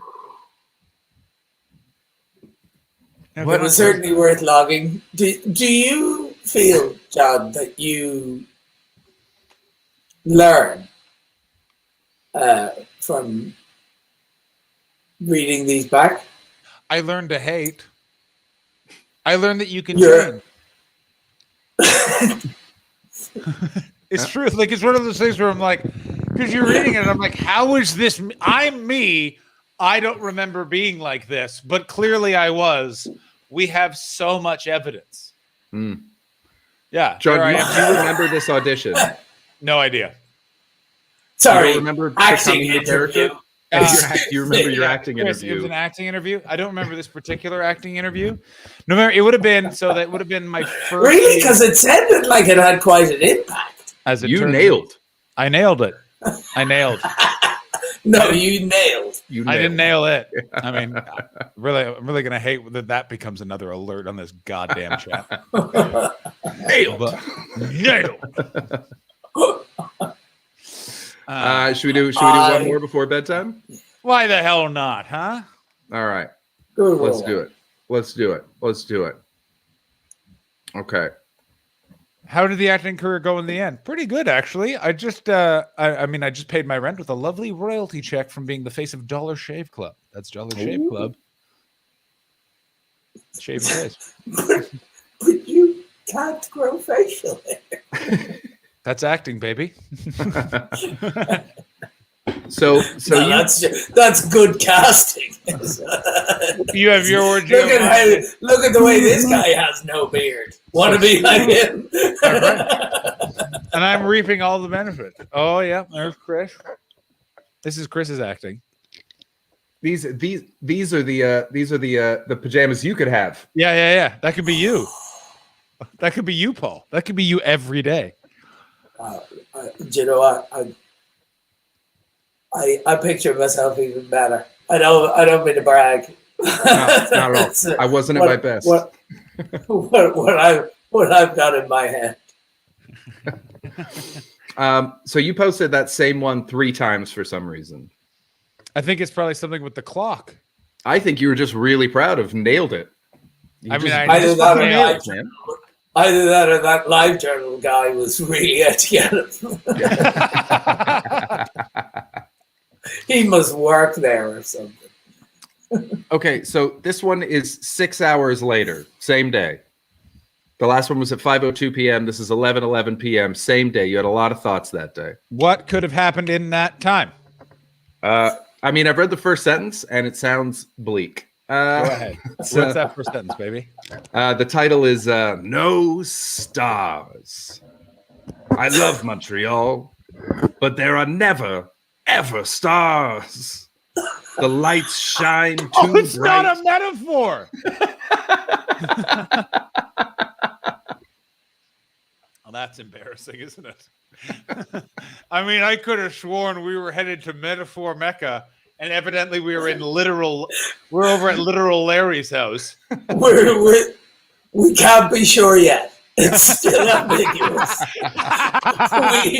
we must dig deeper. Yeah. Another run-up at it, please, sir. Thank you. Oh, I've got the Curb song now. Perfect. Bum, bum, bum, ba, da, da, da, Ba-da, da, da, ba-da, ba-da, ba-da. All right. Boom, boom, boom. I love Montreal, but there are never, ever stars. The lights shine too bright and make them not appear. It's a terrible sentence. I miss them a lot. Well, Probably, see your fucking blog. How about that, Chris? If you're going to be so fucking critical. We still could be talking about Hollywood stars. He is in acting school. He did nail his acting interview. So maybe he's aiming to be the first star. That's the problem. That's the problem. Yeah. Is that there's no other stars There's no one in to look up Montreal. to. He can't. There's the. And based on the size He's of like Billy Elliot. and based on the size of this star I at the assume. time, I've never seen. no one has, mate. Oh God, I hate these fucking commercials. All right, man. Okay, we're starting over. I love Montreal, but there are never, ever stars. The lights shine too bright and make them not appear. I miss them a lot. Probably the thing I miss most about camp was stars, seeing the universe from the comfort of standing anywhere you wanted and just looking up. I mean, he's not wrong. He's not wrong. The universe. Yeah, From the right. comfort of standing anywhere you want. Anywhere you want. Not even like the galaxy. You can see the Milky Way, but he can see the whole. Yeah, maybe you fucking wherever you want. Maybe Wherever if you you want. Fox Like- nailed a fucking acting interview, you'd get the third sight. All right. Yeah, Chris, just get out from under that tree, and you can see the universe. You're right. It's my fault. There's a reason why I went on to date a level 8 Reiki instructor and psychic voice memo sender. For 44 quid, you could be like me and be able to see the universe from anywhere. And take into account this woman has milk bags that a homosexual man notices. That's like the Great Wall of China being visible from space. Like I mean, this is very hurtful and very funny. Okay. I love Montreal, but there are never, ever stars. The lights shine too bright and make them not appear.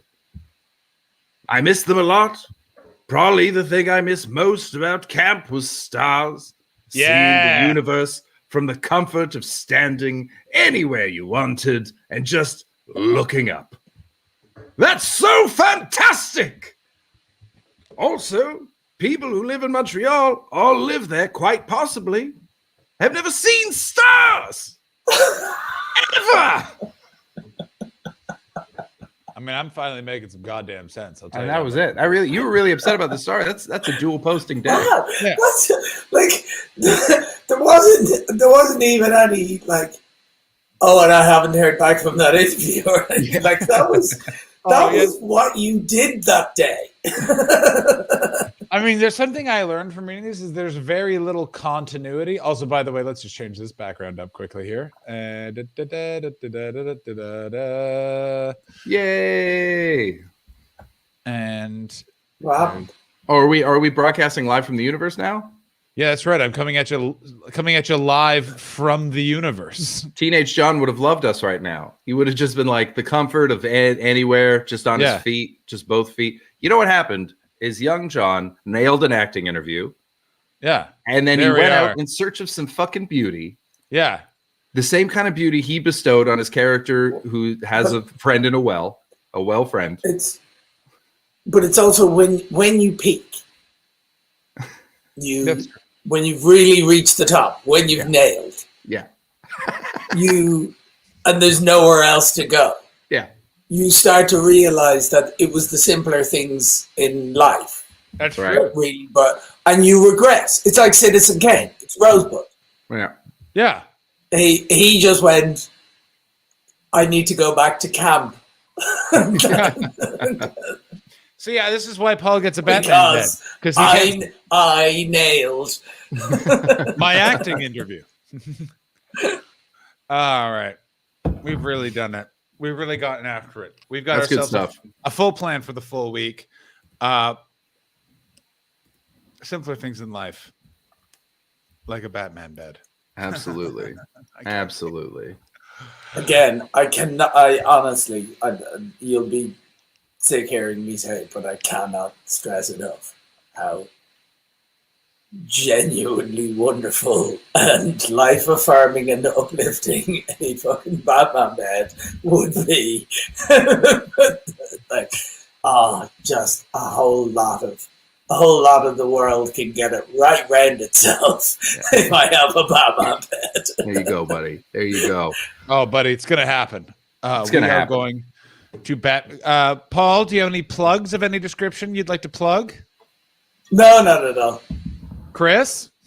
Yeah, I'll be back tomorrow afternoon. We're gonna do, what day is tomorrow? Monday.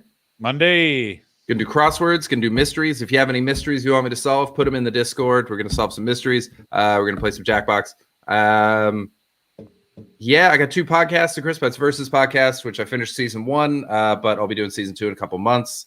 So you can go back and check that out. Had a bunch of great comedians on there. And then the Big Shiny podcast, where I talk about alt rock, late 90s and early 2000s, Big Shiny Tunes compilation in Canada. Also, if you could please donate to a cause that's very near and dear to my heart, is to get Paul Bjorn a Batman bed. Paul Bjorn, I'd like to plug a Batman bed fundraiser for my good friend Paul. Very important. John? My plugs include, you can check out my podcast, The Rest Review, now has merch. Link available in the chat. As also, please head over to Bandcamp and you can purchase any of my stand-up releases for the low price of anything you goddamn want. Please do that. For some reason, YouTube has once again fucking banned my stupid free hour of stand-up for the 2019 Fringe. I will get that fixed. Don't worry about that. Please join my Discord. If any of you are near the San Diego area, I will be at the Madhouse Comedy Club Wednesday, Friday, and Saturday. And do me a favor and donate to a cause that's near and dear to both of our hearts. That is a Batman bed. Ladies and gentlemen, that is a Batman bed. We have already gotten a Batman bed tab in our chat. We are going to be trying to figure out how. Apparently, Rufus Hound has been added by. I'm going to assume that was Alex Watson. I have no idea of how to get in touch with Rufus Hound. Oh, I can get Rufus. I own, like this thing that I'm booking at the moment. This video games thing. I just booked him for the last round of it, and rang him directly, and it was just like, "Hey, dude, I haven't spoken to you in a decade," and we spent like 2 hours on the phone to each other. Rufus will totally come and do it. Rufus Hound will be here 1 week from tomorrow for the Batman bed fundraiser, and I can't stress this enough. I'm going to keep calling it a fucking telethon. Someone wrote that on the other tab. I know it was you. That was the thing. So please, ladies and gentlemen, we will be back tomorrow at 10 p.m. UK time, 2 p.m. Pacific time, all the other different times there. Someone wrote that on the other tab. It wasn't me. It's a Twitch-a-thon. It could be anything. Alex, you cannot quit. We need you for the Batman bed fundraiser. It might have been me. I wrote a bunch of names in there. I can't remember what I wrote. All right. Well, then it wasn't you. I definitely thought about asking Paul about Rufus, but I wasn't sure if I should name him on stream. You know, I don't want to get people's hopes up. We're just going to get Darrow Breen for sure. That's all. Yeah, we're definitely getting Darrow. Well, I mean, all of these people are subject to availability. In that, absolutely, I can go and ask them. They're definitely all people who would say yes if they're available, but they might not be available. Might not be available. John, paid you know to what we should do? it. That Paul Foxcroft thing I told you about. Yes, should we do that during the telethon? We'll do that during the telethon. That'll take up like about 40 minutes of the 12 hours. I think that sounds very fun. Very good. Should we get Ed Knight's mom on this? Anyway, so ladies and gentlemen. Well, I mean, we can and ask her, where did it all go wrong? Was it her fault? Is she the reason that he is so dreadful a human being? Every time it gets worse. Every time. I know, it's so good. I'm looking at people to raid. Only Roscoe is on of like people that we know. There's Bob Ross, Ron Funches is on. There's a music channel called Joliet that's like pretty good. And then there's Weird Paul, who lives up to his name. So if we want to take a spin, we got Weird Paul. All right. Does anyone have any other suggestions? Because I only know one Weird Paul, and we're buying him a Batman bed. Hello. Hey. Yeah, no, there's no one on of the people I follow, apart from Mystery Science Theater. But you know, they don't need our charity. Oh, My Gun is Huge is on. Oh, My Gun is Huge is on. Okay, right, cool. You see My Gun is Huge. Read. My hand is. The raid message is get Paul a Batman bed. Yeah, with the link. No, don't post the link because it's rude to post actual fundraiser things. But if people ask, then you can post the link as an answer. But just Hastings, get Paul am I Batman doing a bed. gaming stream? No, I might come back on in a little bit, but I need a couple of minutes because I got a full order of groceries that came in because I figured this stream would have ended by 5. 2 hours ago. Yeah, it just didn't, which is fine. I mean, coming up soon, there will be game streaming of all of the Batman games. Yeah. And when I say all of them, I've got like a Raspberry Pi and stuff. There's some dreadful Batman games out there. Nice. That me and Chris can play from the comfort of my Batman bed. Paul, are you gonna? Oh yes, when the Batman bed is acquired. Mm-hmm. All right. But yeah, so I may come back on in a little while. I don't know. I need to just put my groceries away. But yeah, let's raid My Gun is Huge, and I will either see you that or I'll see you definitely tomorrow for another great stream. Thank you so much for watching, everybody. This was great, and thank you so much for already giving £100 towards a fantastic cause. Yeah, genuinely remarkable. You guys are the best. Wonderful stuff. We've really done it. Thank you, everybody. We will see you all. Hang on, let me just make sure I'm raiding. Oh, 1 second. John's had some raid problems lately. You know how Paul, you know how you and I are like this, but Paul's like, oh no. Yeah, John's Paul is like that. here. Paul is like that. Oh no, Paul and I right up here, but John, oh no. That's same problem with rating. Chris, did you raid? Just rating now. Rated. And see you all tomorrow.